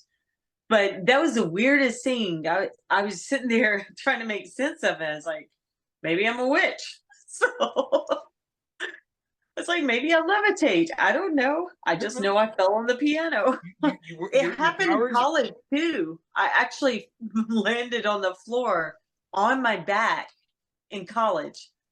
And my roommate yelled at me, "What are you doing jumping on the floor?" It's like, I fell. Yeah, That's I'm very clumsy, by the way. I well. broke my nose in a hallway. How the hell do you break your nose in a hallway? Well, I had an apartment where here's the bedroom, here's the little hallway, and here's the bathroom. I didn't turn the light on because I was like a straight shot to the bathroom. There's a shoebox in the middle of the hallway, and it was actually like a closet hallway. I tripped over it, cracked my nose against the door facing, stood up, looked in the mirror, popped it back in, and then I passed out. Woke up in a pool of blood. And the worst part was when I first woke up, I was like, why am I sticky? And I looked at my hair as red. I was like, I dyed my hair last night. So I go in the bathroom again. My hair is blonde on top, but all the bottom is coated red. I didn't have time to take a shower before work because I woke up straight out of passed out. I show up at work, everybody's freaking out because I'm all bloody, have a nose that's shifted to the side, and they're like, "The guy you're dating's beating you." I said, "I'm not dating anybody. I haven't seen a man in my apartment in the past few months." They're like, "Well, somebody beat you." I had to take one girl back. I was like, "No, I seriously fell and cracked my nose on the door facing." So this girl that was friends with me went to my apartment.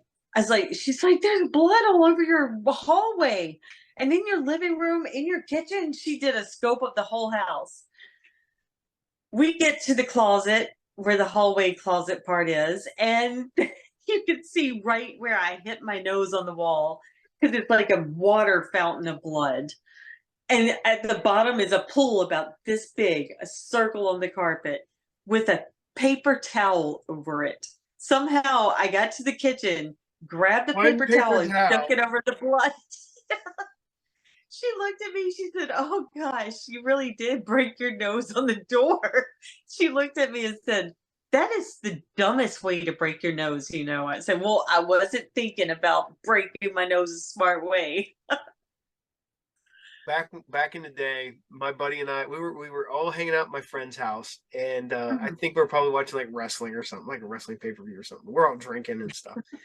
And he had a downstairs bathroom. It was a little tiny one. And we're all hanging out. It's getting late, but we're still drinking with pay-per-views over and shit. All of a sudden we're dunk. So we're all sitting in the front room. Me and my other buddy get up. We're like, what the hell? And we go over and we go to open the door, and the door won't open.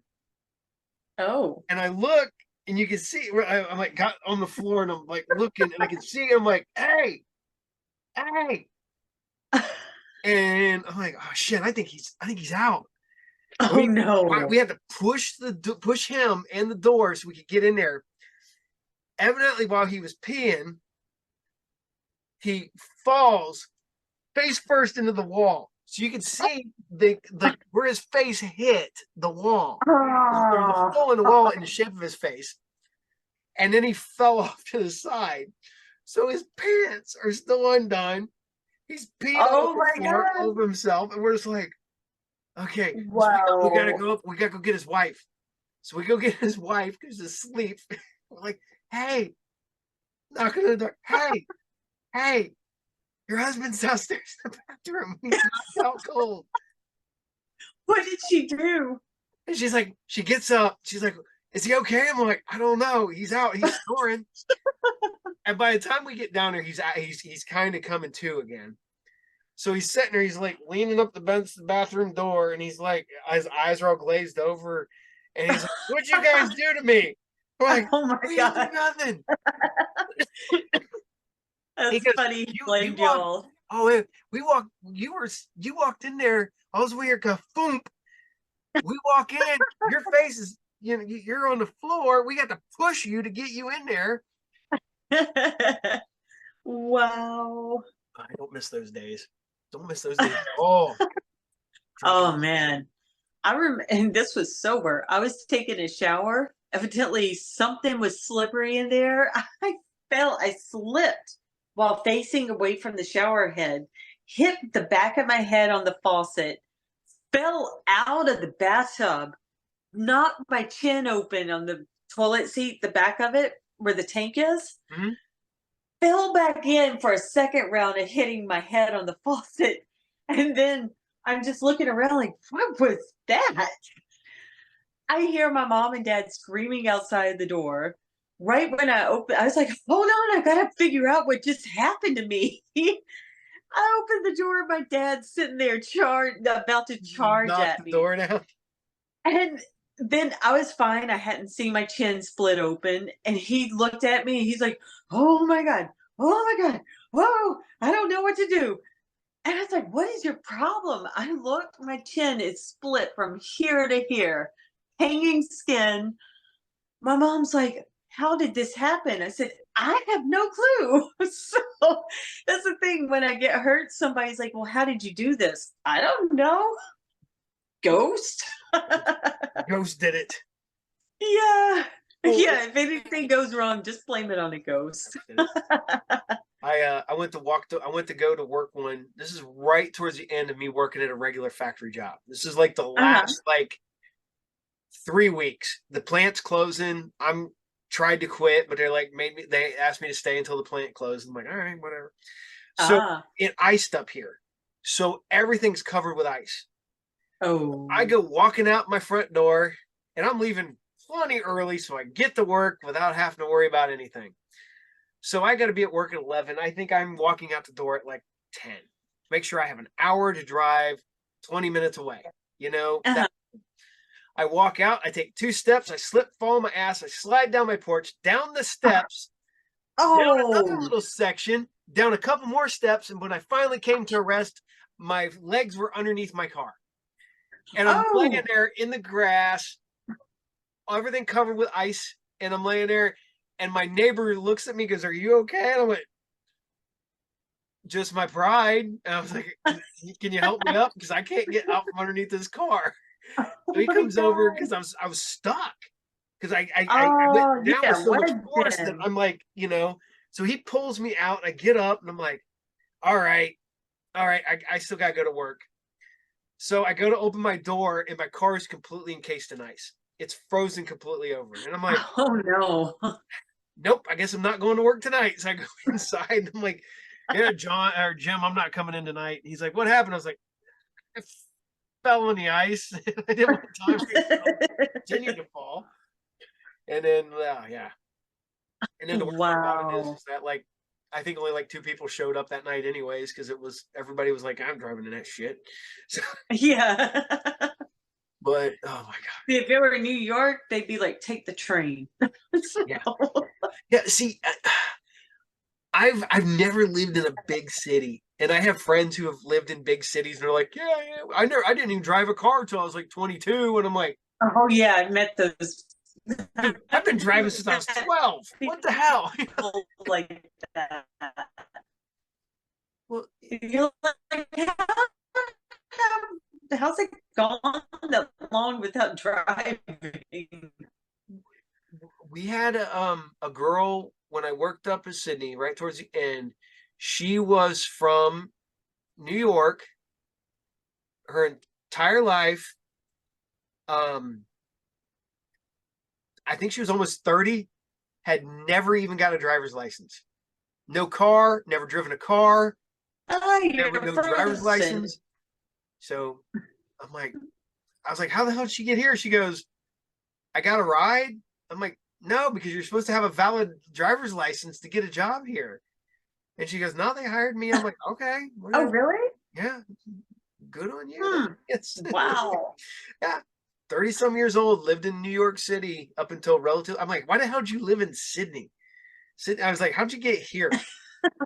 It's like there's other places, I don't want to be here, and I've born here. No, it's like Yeah. Yeah, I lived in New York from 2009 till 2019, so 10 years there. yeah. And I had a car. I didn't drive the car because that was some insane traffic. You're They talk. frozen again. Oh, there it Oh, goes. there we Okay. go. I think we might be getting ready to end it for tonight because this is Yeah. shit. But so I got to ask, which is worse, New York or when you lived in Mexico? Like, what kind of worse? No, The- okay. Some Traffic parts were wise, better. Traffic wise, it depended on which part of Mexico you were in. But New York, the traffic was bad 24/7. So, like, okay, I had to deal with the people I live with because I rented a room when I moved to New York. And evidently, there was a rapist they couldn't catch down the street. And I'm like, I'm not walking down the street at midnight because they said it happened about the time that I got home. 5 girls in a few weeks. I'm like, how do they not catch this? And why are the girls not fighting back? So I would take a cab home if it was after midnight when I got off work. It it was normally a 30-minute ride. Some nights it took an hour and a half to get back to my house from work. I didn't like that. But I also didn't like riding the train at 4 o'clock in the morning because that's when all the freaks came out. It was oh man, I saw so much stuff on that subway.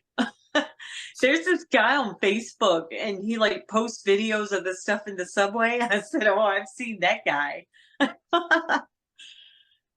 I've never been on a subway. I have been on uh, public transit. I've been on buses in Atlanta. I've been on buses in Chicago. I've been on buses in oh, Baltimore. I've been, stuff like that. And yeah. you see some of the people, you're just like, they let them people outside in public. Exactly. Oh, there was this one guy, I called him the beach stinking well because he stunk so bad and he looked like a well laid out on the seat. Everybody would go into the cart and everybody that was normal on this train would see the guy and they're like, oh no, we got to move carts. The new people on the train that had never seen this guy would just sit there like this through the whole ride. We'd be watching them through the windows. It's like, oh, those poor people don't realize they need to get off that cart with this guy. Like the whole cart smelled like, it smelled like all the waste from the sewer was poured in that one guy. So was this like every day? Like a regular thing? Yeah. Ooh. You smell. It wasn't every day he was on there. It was usually on the weekends in winter time. It's like, dude, go. There's Washington Square Park. Just jump in the fountain, take a bath. Sure, somebody has some soap for you for $1. But yeah, we walk in. It's like, oh no, the whale is here. And the other people be like, oh God, no, let's go. The whale is here. And then the bus. If you're on a bus, they will slam on brakes while everybody's standing and everybody flies to the front of the bus. Well, yeah. Well, it's funny because my buddy had never been in a big city, like ever. And Oh wow. we're in Chicago for a big convention. Uh-huh. And so he's dragging his shit with him on the bus. Oh. And they're just like, you can't carry this on the you and they're like, he's like, well, can I just, because they saw him shove stuff underneath it. And he goes, you put like people's bicycles and stuff there. So he made them shove all of his stuff underneath there to take it to the convention center. I looked at him, I was like, we're not taking that shit tomorrow. You can bring a box and you can strap some bitch to your back. I don't care what we're doing, but we're not fucking with the bus driver again, dude. And wow. Chicago's one of the ones stuff under the buses. Huh? Yeah. There was a little place that like almost right in front of the back dual tires.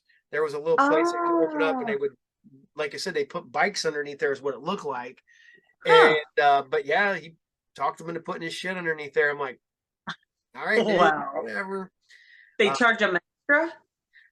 No, because it was part of the convention. So they had the if you had your convention thing, you got to ride the bus for free. Oh, nice. Yeah. And he's just like, I'm like, dude, don't drag all that shit with you. I was like, there's no room. There's no room. I was like, I don't know how you're gonna do this. And he tried. Mark's been one of my best friends for 34 years. Met him when I worked at my first comic book store when I was 15. He was part owner, and he's what, 8 years older than me now, so 23 at the time. And we didn't get along real well when we first met, but then we became friends later on, and I give him shit every day. I'm literally one of the few people I see. Either I talk to him every day or I see him every day, because he works for me now. Because at one point I worked for him, now he works for me. Oh wow. I was like, man, if you could go back in time and tell 16-year-old Paul that one day Mark would be working for him, he'd be like, ha ha. So funny story about comic book stores. The first one I ever went into, I was 17. And I went in and found a Lady Death lingerie issue. Yep. Went up there. The guy's like, you got ID? It's like, for a comic book? Well, yeah, this one has some stuff you don't need to see. I was like, she has the same anatomy as me. He looked at me. He said, okay, I got you. I'll let you rent it. Buy it.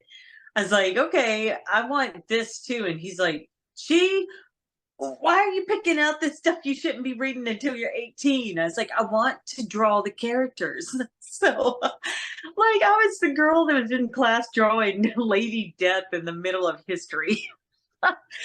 But that guy, I had my grandmother with me that day, and that guy asked my grandmother, "How can I help you?" And she's like, "I wouldn't pay a quarter for this whole store and everything in it." I was like, "I'll take her out of here. I just want these books."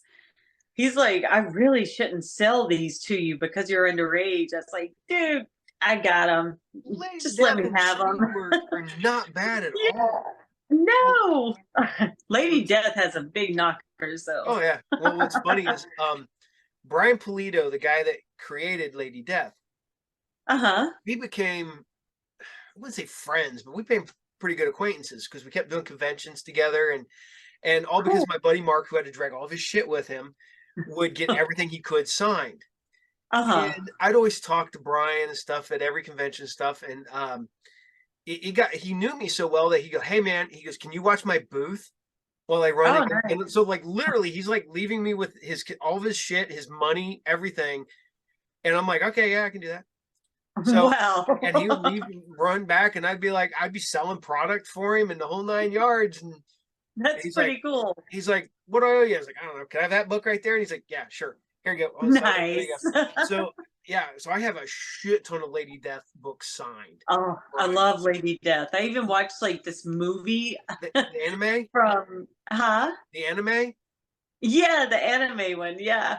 I had that thing playing for weeks on repeat. I don't know why, but it just entertained me so much, and then after I was done being entertained, I go to sleep to it. So I'm, like, dreaming Lady Death characters, but it's like it's me and Lady Death. So I was like, "Woo, yeah, I got big boobs." I was, like, all excited in the dream. It was nuts, but I used to draw comic characters, and I needed inspiration, and I was like, "That looks fun to draw."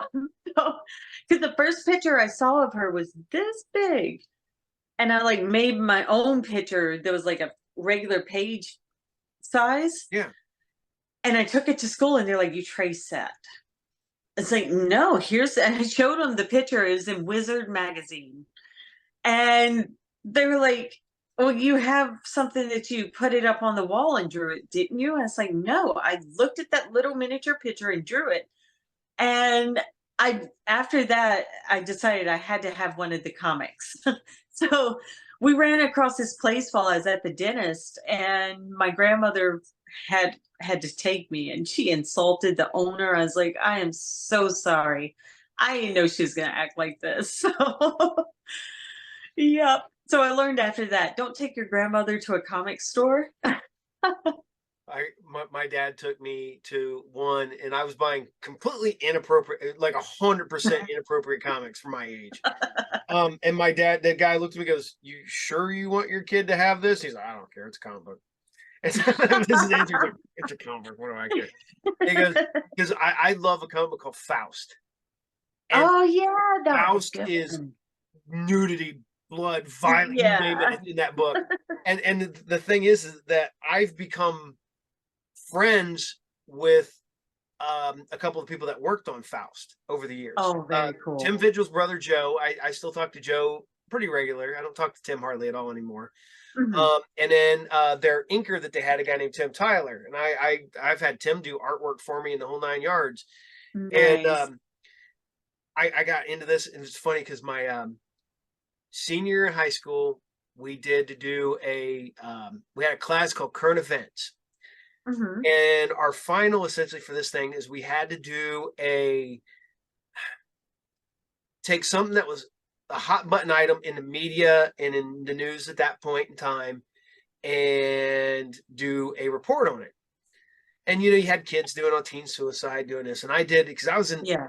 This is at the end of the satanic panic craze, and I'd already lived through all this bullshit. I was a guy who listened to heavy metal, played Dungeons and Dragons, read comic books, and watched horror movies. So I was I was the perfect poster child for a Satanistic child. And so I did a thing on Satanism in media, as how they always try to do it. So I brought in all these books and movies and stuff, and we did the. You remember the movie The First Power?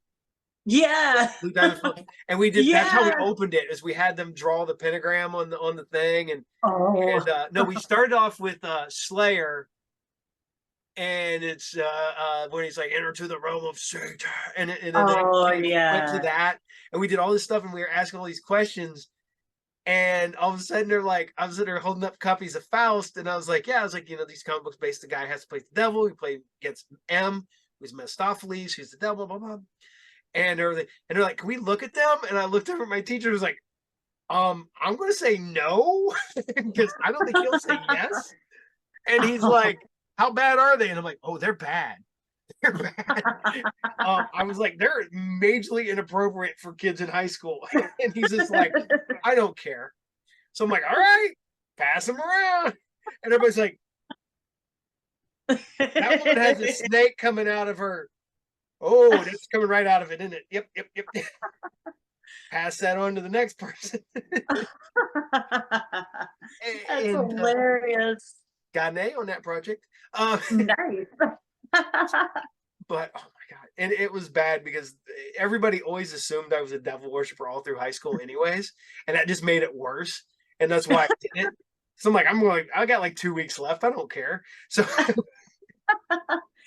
Oh man. Just see, they didn't think I was a Satanist. They were like, okay, I think she's a witch. But didn't help. One of my friends reminded me of what I said to her when I was 7. I told her I was going to turn her into a cat. And she brought this up like a few months ago. She's like, why did you tell me you were going to turn me into a cat? I was like, well, I told Shelley Rogers I was going to turn her into a toad.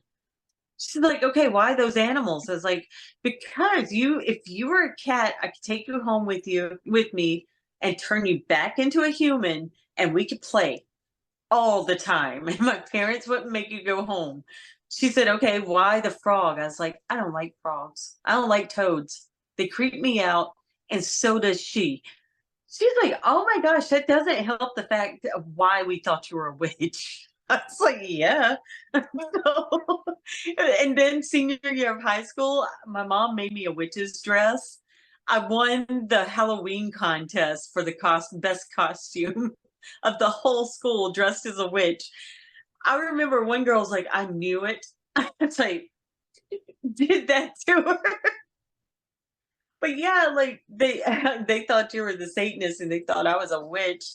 But I never thought of why they thought that until she mentioned the cat thing. I said, oh yeah, I did tell you that. Oh, I know 100% why everybody thought I was a devil worshiper. and not because I was either. It's the worst part. Yeah. But and it was funny because my one teacher to the day he died, I'd run into him every once in a while, and he's like, Mr. Lee, Mr. Lee, Mr. Lee. He goes, still worshiping the devil? I'm like, no, never. It's like hell Satan. Hell Satan. Although there was a woman I used to work with who thought I was a devil, and that was hilarious. Wow. I played that shit. I bet. Real well. She used to call me because I had a big beard and shit, and she used to she was Indian, and she called me Bin Laden or the devil all the time. And I'm sitting because I didn't know, and people got back to me like, hey, she calls you the either the devil or Bin Laden. She was second shift, so I never worked with her hardly at all. I might work with her like 4 hours here, maybe 4 hours there down the road, whatever, even on the same shift. One day she got stuck on our shift. First shift. So I'm sitting there and I'm like, and I walked up to her and I went, I was nice to her. I was like, hey, I'm going up front. Would you like a cup of coffee? It's real pleasant. I was just Mr. Yeah, well, hey, do you need anything? And then I walked back to her and I set the cup of coffee down and I looked at her and I was like, so the devil? And she's like, she goes, you're scary. You're so scary. Oh my God. And I'm like, how the hell am I scary? I was like, I have a beard and I'm working in a shithole factory. And she goes, that's what the devil does. And I'm like, oh, okay. Then I'm like, my switch turns from finding out to fucking with them. And so I'm sitting there, I'm like, okay. I was like, then explain this to me. I was like, you have sins, right? The big ones, then you got pride and and avarice and all this stuff like that. And I was like, wouldn't it be boastful and prideful of you to believe that the devil, me, would come from hell, go get a shitty little job in the middle of nowhere, Ohio, just to mess with you? And her look just was like, and and then her friend came over and was like, he's just messing with you. And I'm like, yeah, because I'm not really the devil. The sure the fuck wouldn't be here now if I was. In Washington or someplace important screwing with people. So, wow. Politician, yeah, right. I don't know. Working advertising. I don't know. I don't know. Magazine or movie production company, because pieces of shit can get away with murder and that stuff. And but yeah, I did. God. I screwed with her so bad. I'm like, whatever. I bet I would have. I'm like, oh fuck, things. And the worst part about it is that there's people who loved me where I used to work, and they would be like, "You're such a nice guy. I don't know why she does." I was like, "I don't know either." But now's the time where I'm just going to mess with it. That's my job. That's funny. Was it? Oh man. Yeah, I would have done the same thing. And I was like, yeah, I've got a beard. Yes, I listen to heavy metal. Yes, whatever. And what's really funny was I've recorded one of my shows, The Doctor and the Witch. My horror host show where we do it. It's The Doctor and the Witch's Diabolical Double Feature Show is what our show is. Nice. And we're doing one, and I'm sitting there, and my wife's giving me shit. And I have the Malleus Maleficarum, and I'm reading it, and I was like, how to deal with an angry witch wife. And I picked it up and read it, and she's like, that's not even fucking funny. I was like, and not planned, 100% off the cuff. I just happened to have that book as I got it because I bought like a big bunch of like occult books, and that was in there. Oh, nice. And so I just had that as basically a prop on the set, and I was just like, and I lifted it up, and there's like, people watch the show and they're like, did you do that on purpose? Like, no, 100% not scheduled, nothing. I just looked over and thought it was hilarious, so that's what I did. Wow. I was like, that's kind of mean. I'm like, I don't hate it. It's just funny. Yeah, exactly. It's like, no, that's not mean at all. I'm not Vincent Price in a movie from the late 60s. Witchfinder General or Conqueror World, depending on which one you watch. So, oh my god. Well, we've been talking forever. We need to actually talk about the movie here. Yeah. So I'm going to be bringing you in. We can record your stuff separate and edit you in. You get to be the captain of a spaceship, and you guys are going to try to abduct Big Tim. Nice. My friend Big Tim is 6'5", 550 pounds. Wow. Yeah. So they're going to be calling up to you to tell you to turn on the tractor beam or the beam to beam them up. And it's like, what do you have it set at? I got it set like right between people and like cattle. Turn it all the way up to cattle. We're not getting them off the ground. And at a certain point, this is going to be the fact that you just cannot get big ass Tim off the ground. And Tim's 100% cool with it. Because I was like, dude, if you're not cool with this, I'm writing the joke out of the whole movie. It's all up to you, whether you say it's cool or not. He said it's 100% cool. I'm like, good, Tim. Yes. Awesome. And so we're going to have fun. And it all started because I tried to pick him up and put him in my van because I have my convention van is an old nursing home van. So it has yeah. And we're like, this thing's rated to like 1,000 pounds because it's supposed to be able to pick up a rascal and somebody, a good sized person, to be able to put inside there. And I'm like, Tim! So I yell Tim. Tim comes over, and we're sitting there, we're lifting up. The van starts going, and he's on this side. And I'm like, and it finally gets him up there, and he can get in, but it was straining. And I'm like, wow. But Tim's great. Tim can poke fun at himself, and Oh, that's awesome. we always joke around. I was like, man, I was like, yeah, don't piss Tim off, because if I was like, the thing is like there's a very small possibility that he can get you to hurt you, but if he does get you, he's gonna fuck you up. He's gonna. I mean, he's just so big and he's strong, and Mhm. it's just because of his size. His hands are huge.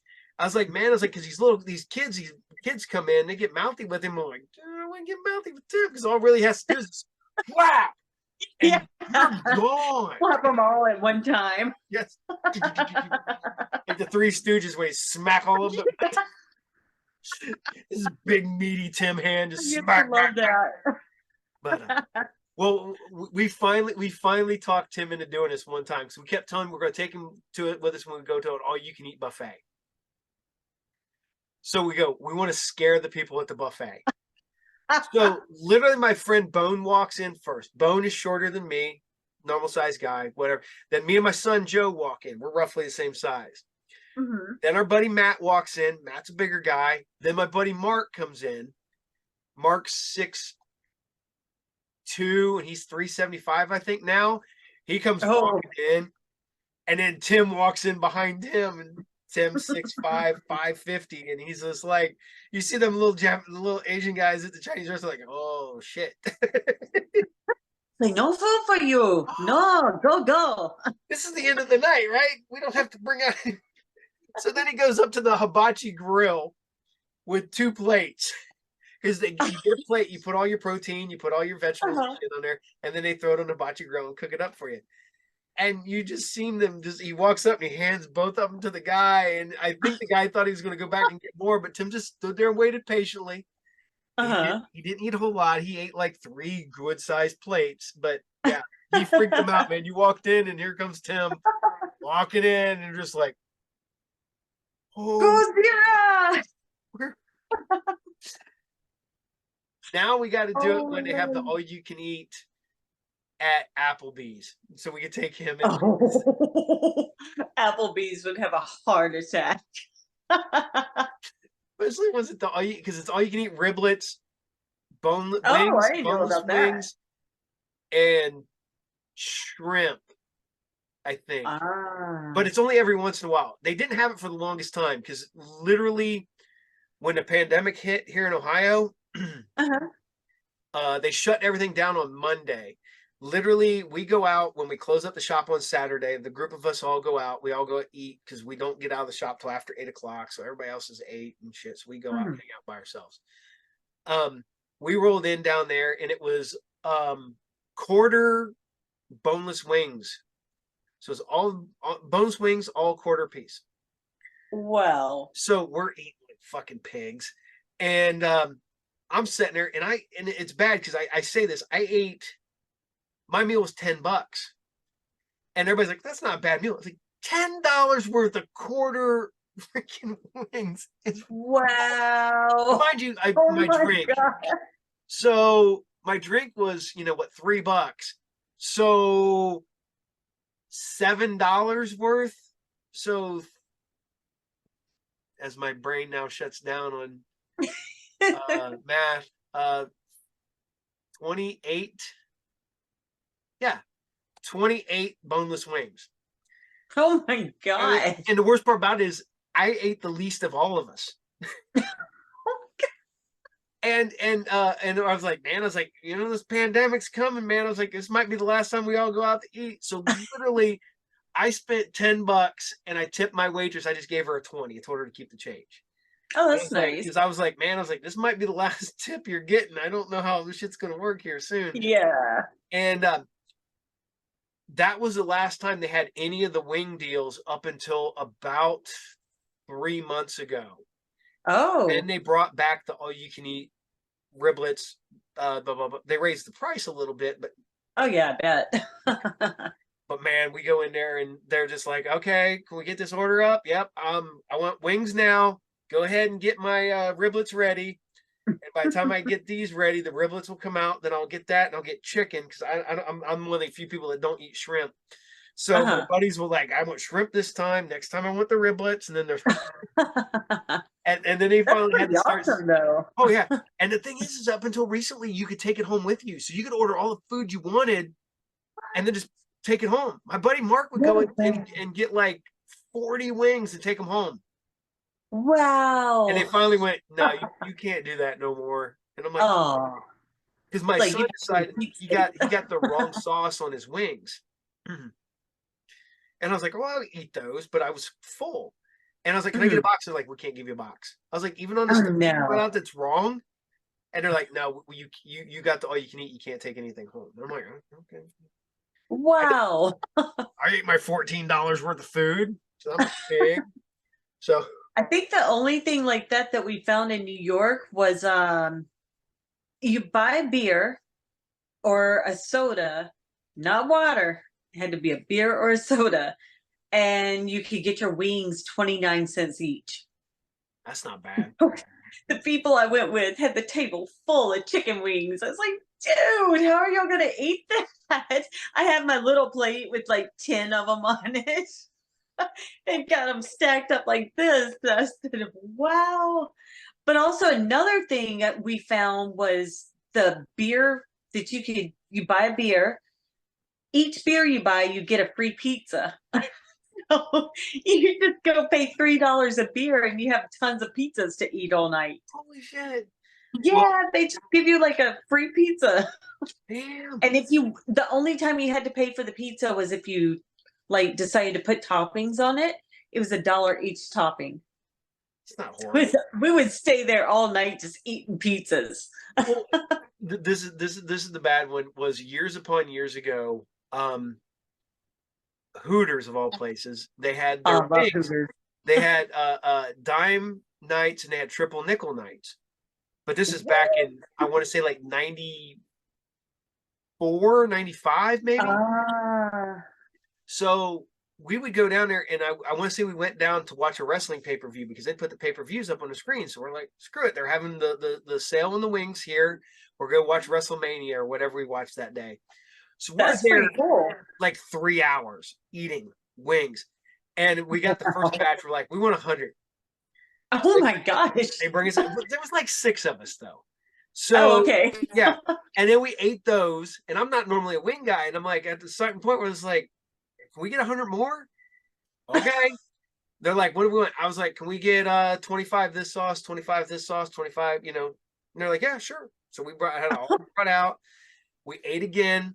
And the worst part about it is that we got our first waitress basically abandoned us. She walked over, saw us, and was like, and she basically pawned us off with some other girl. And when it was all said and done, we left. We were probably there 4 hours. We were there forever. Wow. And I guarantee you we dropped between all of us. She got over $100 some in tips that day from us. Wow. And that first waitress missed out. You saw her walking by the other girl doing this. Wow. I used to do that at the tattoo shop. I go in front of the tattoo artist because most people didn't tip the tattoo artist because their tattoos were so expensive. I'd be sitting there counting my money out of my they're like, that's all tips? Yep, 185. What?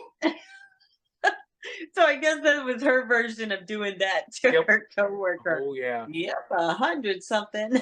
Well, it's bad is that my friends are my tattoo artists now. So I'm like, my one buddy is like, I never paid for a tattoo, like ever. We just did trade or whatever. Yeah. And one day my buddy's like, well, how much that tattoo cost you? I'm like, a box of books? I don't know what the this equals out to that. And then my current artist is another friend of mine, but we pay him, but he gives us a big discount. Oh, nice. So I think like one point, like his rate was like, I don't know, $25 an hour or whatever it was at the time. Oh, wow. I don't know what it is. Don't quote me 100% on that, but he would charge us like 15, you know? Wow. So that's a good deal. And, matter of fact, he owes me. I got to go in and one of these days when I actually have time, he's going to fish my arm. He owes me Ah, stuff from trade he's done with me. And I'm like, are you worried about it? He goes, you want to come in this? I was like, just get me when I'm ready. I was like, because oh, mine is, nice. I'd love to get tattooed. I'd be getting tattoos all the time. My problem is that time. Yeah. See, my problem is the pain. I have so much unfinished stuff. I've got a bat that goes from shoulder blade to shoulder blade. It's only the outline because I nearly killed. Well, it's a little shady, but I nearly killed the artist during the Let's see if I spine can do this part. one here. I got that one, my Oh, Voltron nice. and Mazinger Z fighting each other, and it's just the black and white because it's on my calf and my leg will not stop twitching. I had that problem too. It's like It, it just starts mhm. jumping while you're doing it. Yeah. and it didn't hurt. It just it won't stop twitching, and I'm like, Yeah. See, my problem is in that area that you have your tattoo, hmm? I actually sent a cat flying by accident. I was laying on my stomach sleeping, and all of a sudden I wake up to a row. I was like, what was that? My ex-husband said, you just kicked the cat across the room. I was like, where was the cat? He said, your lower calf. I mean, your back calf. Like, that's what happened. That thing is so ticklish and the muscle spasm, but my muscle spasm, my leg just went like that, and the cat flew across the room. But I don't think I can get tattooed back there because it's like so twitchy. Now my arms, my chest, no problem, and Uh-huh. and the only thing is that the one I want to get my whole arm done, but I got like this thick skin on my Oh, elbows I do now, too. and I'm like, Yeah. and I didn't realize what that's from till the other day when I was at the gym, and I'm like sitting there doing the curls. And I'm like, oh, Oh, that's you're it, like putting because your arm down on yeah, the thing? because it's on the thing, and Ah. I've made thick skin on my elbows from. Ah. This one's not as bad because I wear a brace on this one because this elbow sucks. Ah, okay. But oh, I'm Wow. getting old. Nah, you're only as old as you feel. Most days I feel pretty good. Other days that I'm like, oh my god, I'm 150 years old. Jesus. Well, at least you're not 250. My only thing is I'm fine till I take the hat off, and I'm like, oh, Oh. oh Jesus. And I keep wanting to shave my head, but everybody's like, "Are you sure you want to shave your head?" I'm like, "I kind of do." So I don't know. I've wore a hat for so long that now nobody that even before I was going bald, I Uh-huh. always had a hat on, and everybody's like, "I just assumed that you were bald years ago." I'm like, "No, I had hair." They're like, "You wore a hat the entire time I've known you." And I'm like, Well, it "Mm, just looks natural on you. "Yeah, it's way it is." Yeah. And what was real funny is I pulled up a picture of me when I was with my oldest son. I'm holding him as a baby, and I have a full head of jet black hair and a big ponytail and stuff like that. I'm like, see, I Oh, that's the well. point. I was like, if I could ever find the one picture, which I don't think I can get because I think I know who has it, and I don't think Mhm. they'll give it back. Uh, I was working at my dad's house, and it was middle of summer, hotter than hell. I think we're pulling bushes out or something like that were around his house.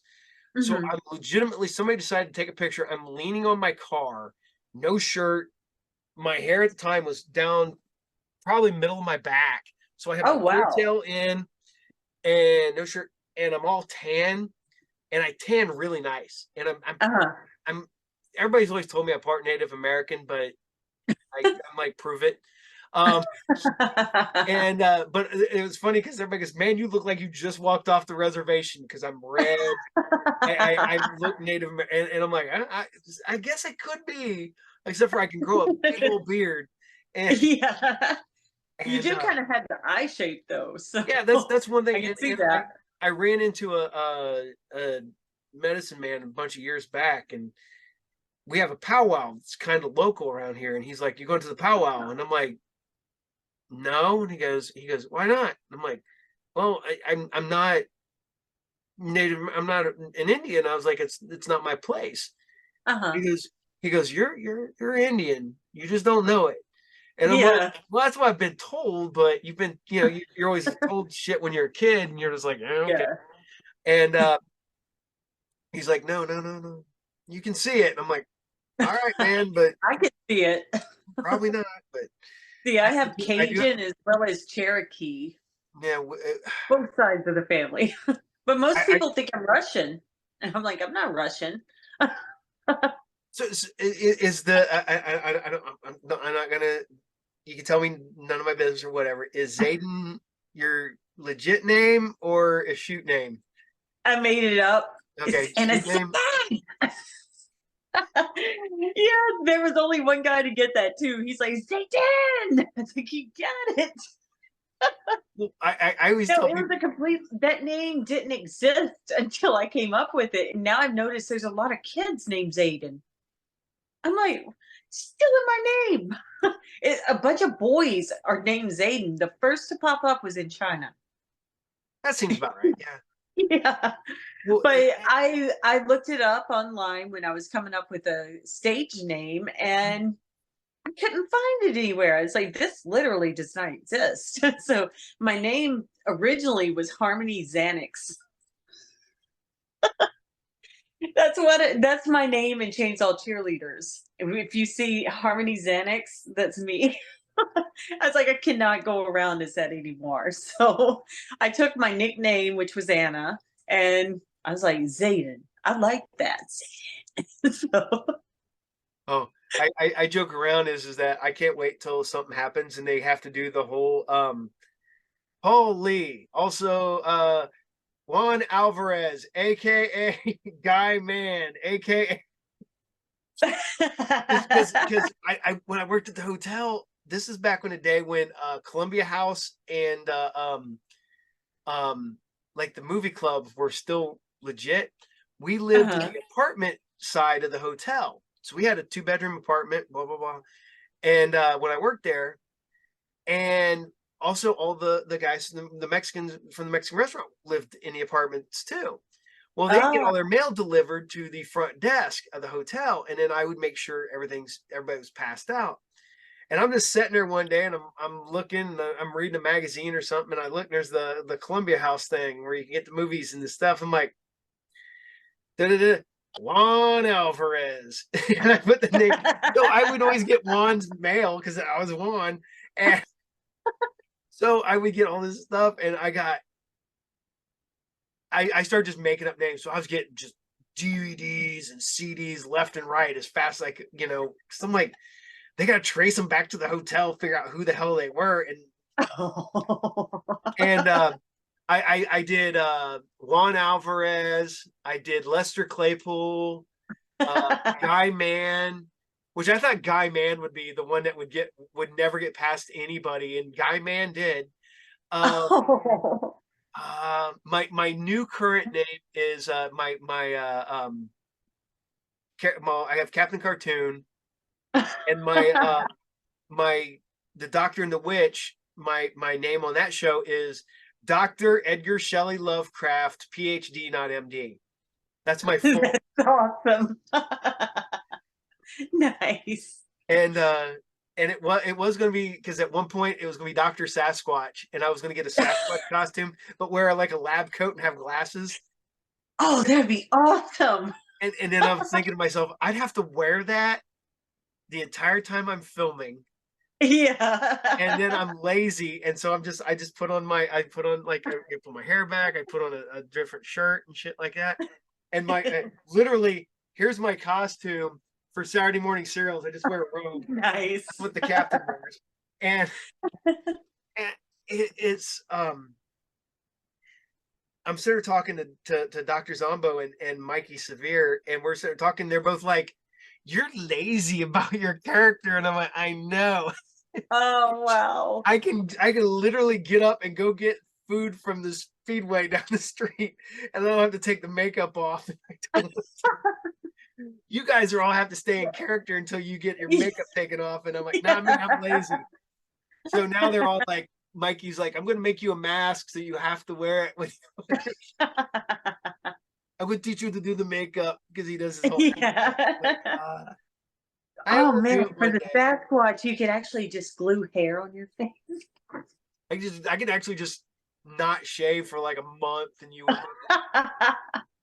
We did no shave November, and Oh. I did a comic show like the last weekend in October, and everybody's like, "Are you gonna do no shave November?" I was like, "I don't know, we'll see." And then I didn't see anybody till December, Uh-huh. and so I didn't shave for I think like 6 weeks. Hmm. And I come to the next show, and my beard is big, You had the bee bushy, beard. yeah, and it's thick, and I couldn't find my trimmer, so it's all the way up here. So this Oh man. ginormous beard, and they're like, Like this? yeah, yeah, and I don't even know. I can't even show it. It's not even on my. I don't even have any pictures on my phone. But I'm sitting there like, how long were you gone? I was like, did we just see you? And this is back before I had like the beard over here. So I had this was shaved. I had no mustache. All I had was the goatee. And then Oh. I come back in December, and it's this big, bushy black beard. And I was like, did you go on an Arctic expedition or something? I'm like, nah, I told you guys I can grow a beard like that. And that's why I grew the Like you mustache back. shave it and by noon you have stubble. Oh yeah. Well, I have pictures my kids made fun of me because I always told them I had a Burt Reynolds mustache at one point, a big thick Burt Reynolds mustache, and I didn't have a mustache at all at that time. And they're like, yeah, and I'm like, all right. You'll I was like, by see. the end of this week, I'll have a full mustache, and they're like, whatever. And then my oldest son came home, and he looked at me, and goes, where did that come from? I'm like, I told you, I could have a full mustache in a week. It's a big Wow. mustache. He's just like, I wish I could do this up here. I'd have a like a Maybe when you get that thing to hang you upside down to stretch you, the hair will grow out of your head. and and, Can and you imagine? well, my what was bad is my the lady that does the hair next door. She's like, it's probably your shampoo. You should change your shampoo. And I'm like, at this point, what is it going to come back? I don't think so. I've always been told put sugar in your shampoo and it makes your hair grow. But I've then I heard dump. wonder how many bees are you going to attract? I've heard dump Or beer tons of with bugs. mayonnaise, egg, you name it, grow your hair back. I'm like, Well, I knew the guy from what is his name? Something Gavendale. Ross Gavendale yeah, from from Bush? Bush. Yeah. He used to wear egg whites in his hair. He used it to make it stiff. Yeah. A lot of people did that. That's Yeah. what I think Wayne Yeah. Static used to use from Static X. Yes. Yep. I went to Oh man, see I used Static to one be time. able to sing some Wayne Static voice vocals. I would be driving my car just in the middle of the highway. I did What's that one day and I looked over at the people next to me and they sped up. my favorite thing is, have you ever seen Static X in concert? No, I didn't get to see them in concert. I've seen the videos of their I concert though. That's how we helped with my anxiety in New York.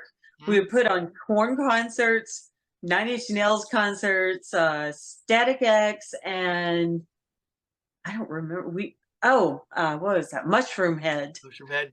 Who put all those on because I was so stuck with anxiety. I was shaking all the time. So we put that on and I'd start jumping up and down in the apartment for hours. We I think I've seen Static X like 5 times, and he'd come out. Oh It's funny because he'd wow. come out and he had the big hair, and he had the long Yeah. beard that had a braid. Yeah. So he'd play and he'd go like this. He wouldn't headbang like normal because he couldn't. Because if he headbanged like normal, his beard would Yeah. go into his guitar, and his hair would be like. Oh yeah. So yeah, I've seen. I always wondered why he did it that way. Yeah, I've Nice. I've even got. If I dig, I have my copy of one of their I think Cult of Static. Is this it? Oh, Yeah, there it is. Boom. And very cool. I guess it's signed. And you Oh, can see him. nice. And yeah, that sucked. And then boom. The Nice. Wayne is I used to always people ask me if I was related to Wayne because they're like, you look like Wayne Static.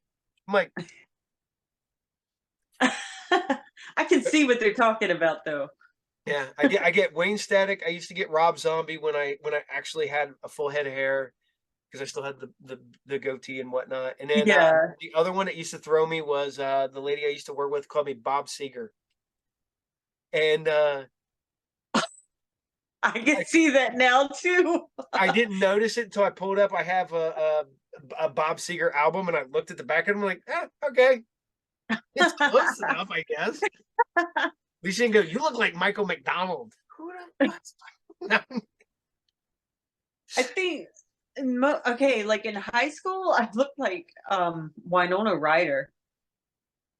It was it was funny in the mall one day. I'm trying on clothes and these girls start screaming. I looked at my dad and mom. It's like, what's going on? They're like, they think you're this actress named Winona Ryder. I was like, what? Didn't see it until prom night for my 11th grade prom. And then I looked at a picture of me and I said, I see it now. I do look like her. See, the though that doesn't, because Winona Ryder's like a year older than me, and you're quite a bit younger than me. So Yeah. those girls had to be. I mean, you could look, but man, the age would be way. I was like, I would love. I have people posting pictures because you said prom. I was like, man, I don't have any prom pictures. And everybody's like, why? I was like, because I had a choice. I could have went to prom, or I could have went and seen Pantera and Skid Row. I would rather have done that. And then with my wife, it was I could have went to her prom, or I could have went and seen Slayer. So Slayer. Yeah. I So went to 4 proms. I went to It's one ridiculous. dance in high school. That was it. One. Oh, Just I see, I think prom was the only. No, we had a senior dance. The year that I was a senior, like the weekend before school started, there was a dance at a barn, of all places, a barn. I'm like, really? I went. I was like, okay, this is it. I'm going home. Right as I'm walking out, the lead singer guy of the band that they hired grabs my arm and decides to start dancing around with me. And you know what it reminded me of? Lestat dancing with the mother that he killed. That's like if he's in there just dragging me around and I'm just like limp. After he let go of me, I ran out the door, which was a feat because I had platform shoes this tall running out. Got to my house and my mom's like, why are you back so early? I was like, that was a weird party. well, it was one of the ones where if there was a dance, I would almost never have a girlfriend at the time of a dance. I Uh, would date someone till like 2 weeks before the dance, and then we'd get mad at each other and split up, and or I just would just start dating her, and I'm like, I ain't dagging her to a fucking homecoming. It's better, you know. wow. And then on top of it, I lived in Sydney, the town north of where I'm at, but I worked Mhm. in the town where I'm currently at. I lived out in the middle of nowhere, so it was 9 miles to the next town, either town. I was like almost dead Oh, square in the middle. So I didn't date anybody that lived near me, and I yeah. did date girls I worked with, but they lived in Piqua or Troy, which is Mhm. further away than where I lived in Sydney. And some schools were weird about that because they was if you didn't go to that school, they didn't want you coming to their school dances. And I'm like, Oh, I know that my one buddy, his girlfriend was older than him, and she was already in college when we mhm. were seniors, and they wouldn't let her come to the prom. Oh, wow. See, they didn't do. We had some guy in his 40s show up by himself to all of the proms. And we're all like, who is this guy? And what's he doing? He would show up in overalls and no shirt under it. And he was like a hefty man. And crashing every dance we had. That dude just wants to go. I wonder if I can get away with this. I'm gonna I go. know. And Nowadays, he man, did. he'd be He got dragged away with out at it. gunpoint. What are you doing here? Where are you with these kids? Oh man, they let him come in and party, and we just see this guy like dancing through like this, and you're like, Who brought him? He had to be somebody that like, Well, his brother actually, or cousin, was our science teacher and the football coach. eh, But we're like, that's weird. He just shows up and starts dancing with the kids. I'm not gonna lie. I still think it's weird when adults go to high school football games. That especially if they've never had a kid in school. You know, Yeah, that is pretty weird. I've got customers who come in. I know them pretty well. They'll go to see the high school football games. They have never had a child in their life, and I'm like, Oh my. do do, Yeah, that's a do little adult weird. real like people go to high school football games, right? Like that don't have children. That Yeah. that's They're weird. going for the cheerleaders. You think they go to the college games instead of high school? Well, I don't know. the colleges, I guess. I mean, the colleges are about 40 minutes away, maybe. I mean, if it was Ah, easy, I yeah. guess they could stay local. And we have a community college, but I don't think they don't have football. I think they have a baseball team, a basketball team, and volleyball, I think is it. Ah. See, I think if I, as an adult, went to a football game for the high school, I'd show up dressed as something funny. Get a group of friends to go with me dressed up, dress up like an alien and go sit in the seats looking at people. Show up as Spider-Man, just sit there like nothing's wrong. I wish I could do that, but my costumes outside of my Sith robes, you're Mhm. not driving a vehicle, you're not sitting down, you're not Spider-Man, at least you can sit down, but you're not driving because you can't see shit. My Oh, my stormtrooper yeah. costume, you can't see much.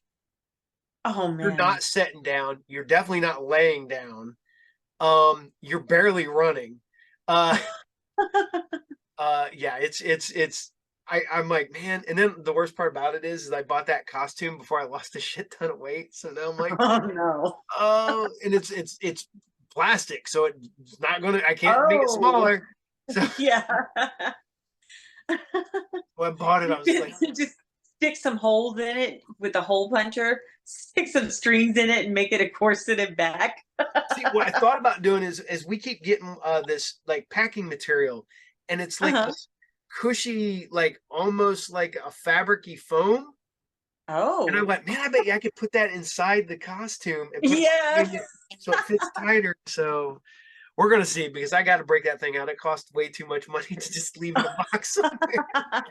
What's funny is like there was a guy that dressed up as Spider-Man and climbed up a building in New York. You remember I that? remember that. Yeah, Yeah. that dude got arrested too, big time when he got up there.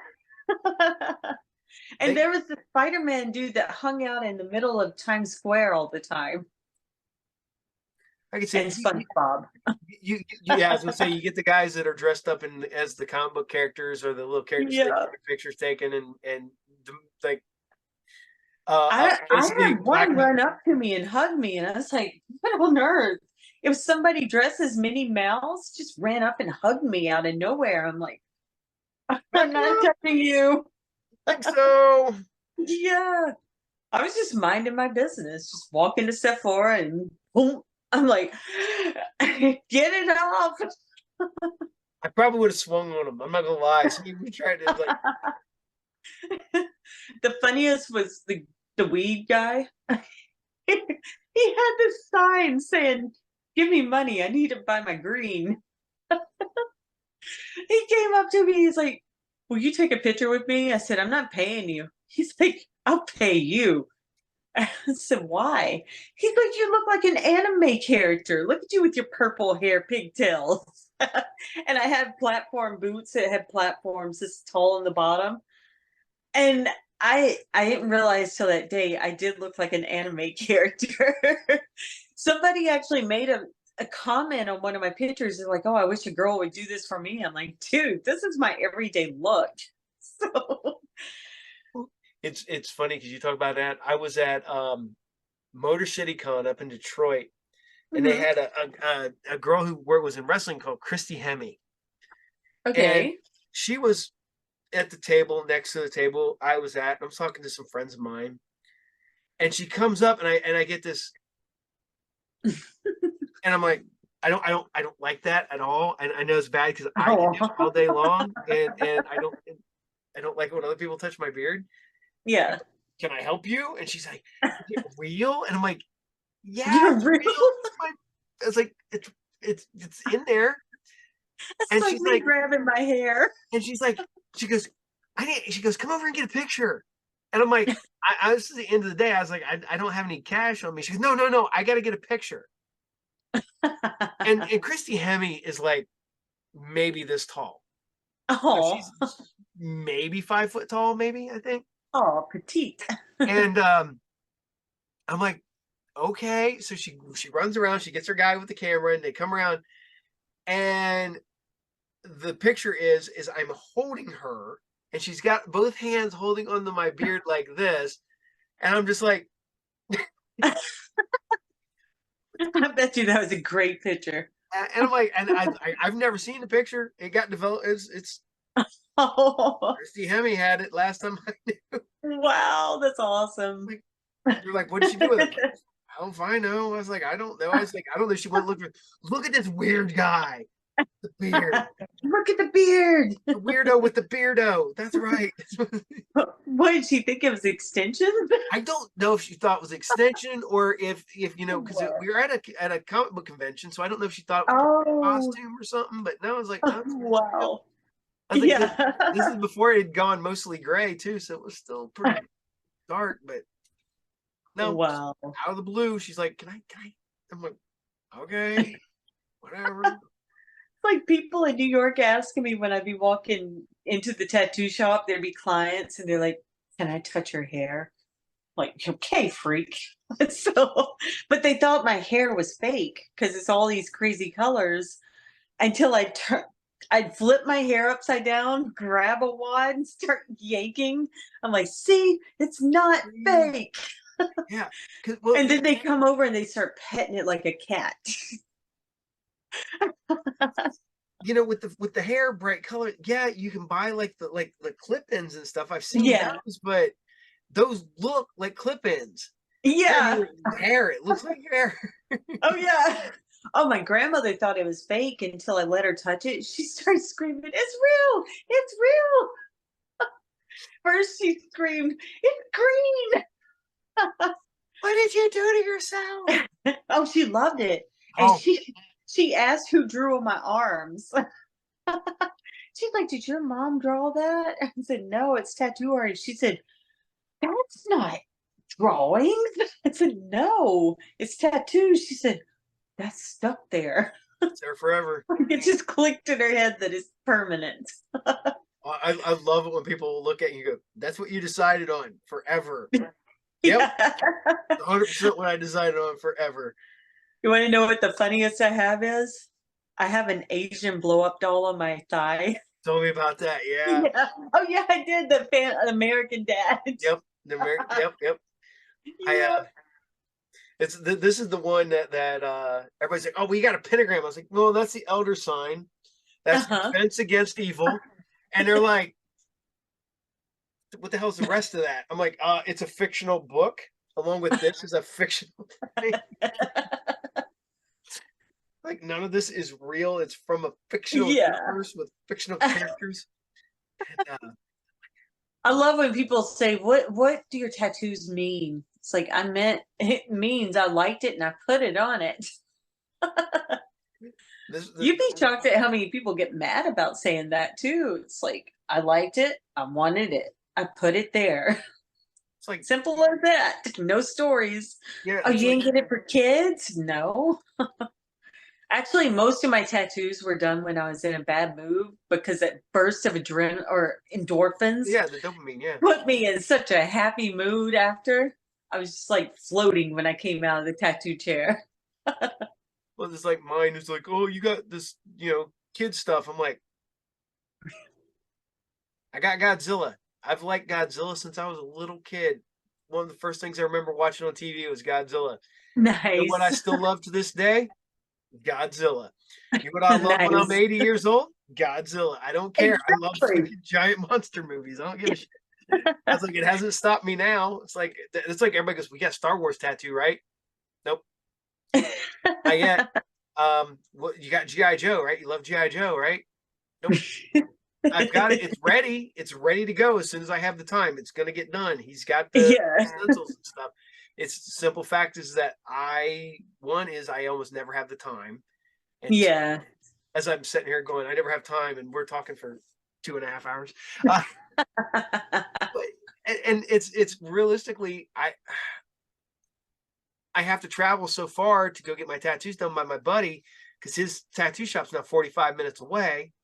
So Oh. it's not something I can just go. I could be there in 10 minutes, which is where most of my tattoos started. Was my buddy's tattoo shop was right next to my comic shop, so I would just Ah. boom, That's boom, get my pretty tattoo cool. done, walk back around. I could do it whenever. Yeah. Then when he moved to Sydney, which is the town north of here, I worked down the road, so it was literally right there. And now nobody I know does tattoos close. Well, they do Yeah. the See, tattoo. all my artists are in New York still. I don't think I'm gonna get up there any day soon. And there's a couple people. I have people who've owed me tattoos for 20 years, Oh and wow. I'm just like, at this point, I ain't worried about it. I don't. Yeah. Whatever. That shit's that boat sailed a long time ago. I don't care. And then I look at some of their new artwork, and you're just like, there's a reason why I didn't get it. Yeah. Boy, you get those guys, and you get the people who, okay, if they design it, they Uh-huh. will they will kill it. They will Yeah. put everything into making that look nice. If it's Mhm. not something they didn't, if it's just something they're just doing, and it's not something they designed, They just throw it out. yeah, it's like Yeah. tattoo's done. Mm. Yeah. So I'm like, I don't know. I'll get it done eventually when I got time. One of these days, I'm just gonna go. You don't work Sundays. I'm gonna come or one Sunday. I'm gonna come up and just spend the entire day from open till close, and you just get all the shit done I want to get done because I'm just gonna say fuck it and get 8 hours worth of work done one day. That's the best way to do it. And the worst part about it is that my luck, I'd be sitting there going, I can't sleep through tattoos. I fell asleep with both this one and this one, both of them. I'm sitting there Oh like my. he kept See, having I was like all relaxed with the one here until he hit right here. And then I was angry. I was none like, I'm gonna kill you. none of them hurt. None of them, Nice. like I said, my calf just twitched. The one Hmm. on my chest, my Godzilla, when he got to the bottom, Hmm. it made my foot tingle. Oh, I'm just the sitting there body going, wired weird.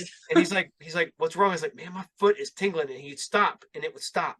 And he'd start back up, Oh, and it would tingle again. I'm like, oh wow, that's weird. that is weird. And it's all your nerves go everywhere, and there's sensor in it. Yeah, but it was reading in my brain Mhm. that somebody was messing with my foot, even though I was getting tattooed on my chest. I remember when they hit this spot, I felt it in my right breast. That's for some reason it went across the body. And I was like, I grabbed it. And the guy stops. He's like, what are you doing? I said, it just shot the pain to my left boob. I mean, my right boob. He said, really? He stuck it in again. I was like, stop doing that. So it's like, he said, okay, just hold it and I'm going to get through this as quickly as possible. I was like, I'll give you 2 minutes and you better be done or it's going to be unfinished. So he got a bigger mag and went into it so he could finish it in 2 minutes. I was like, all right, don't touch me again. I remember this one. Oh, wait, this little line Mhm. took me out. Just that one line. I was like, nope, don't touch me with that machine again. The artist is like, are you serious? I said, no, I'm just not prepared. One little line this big. Weird. Oh shit. Well, I hate to do this, but I gotta let my dogs out, Oh and yeah. it is getting late. But it is always a blast talking to you. We'll have to do it Yes, again. We're you gonna get more too. people next time. Well, maybe there'll be like 4 of us next time. We'll talk more with the girls that I'm bringing in for the movie.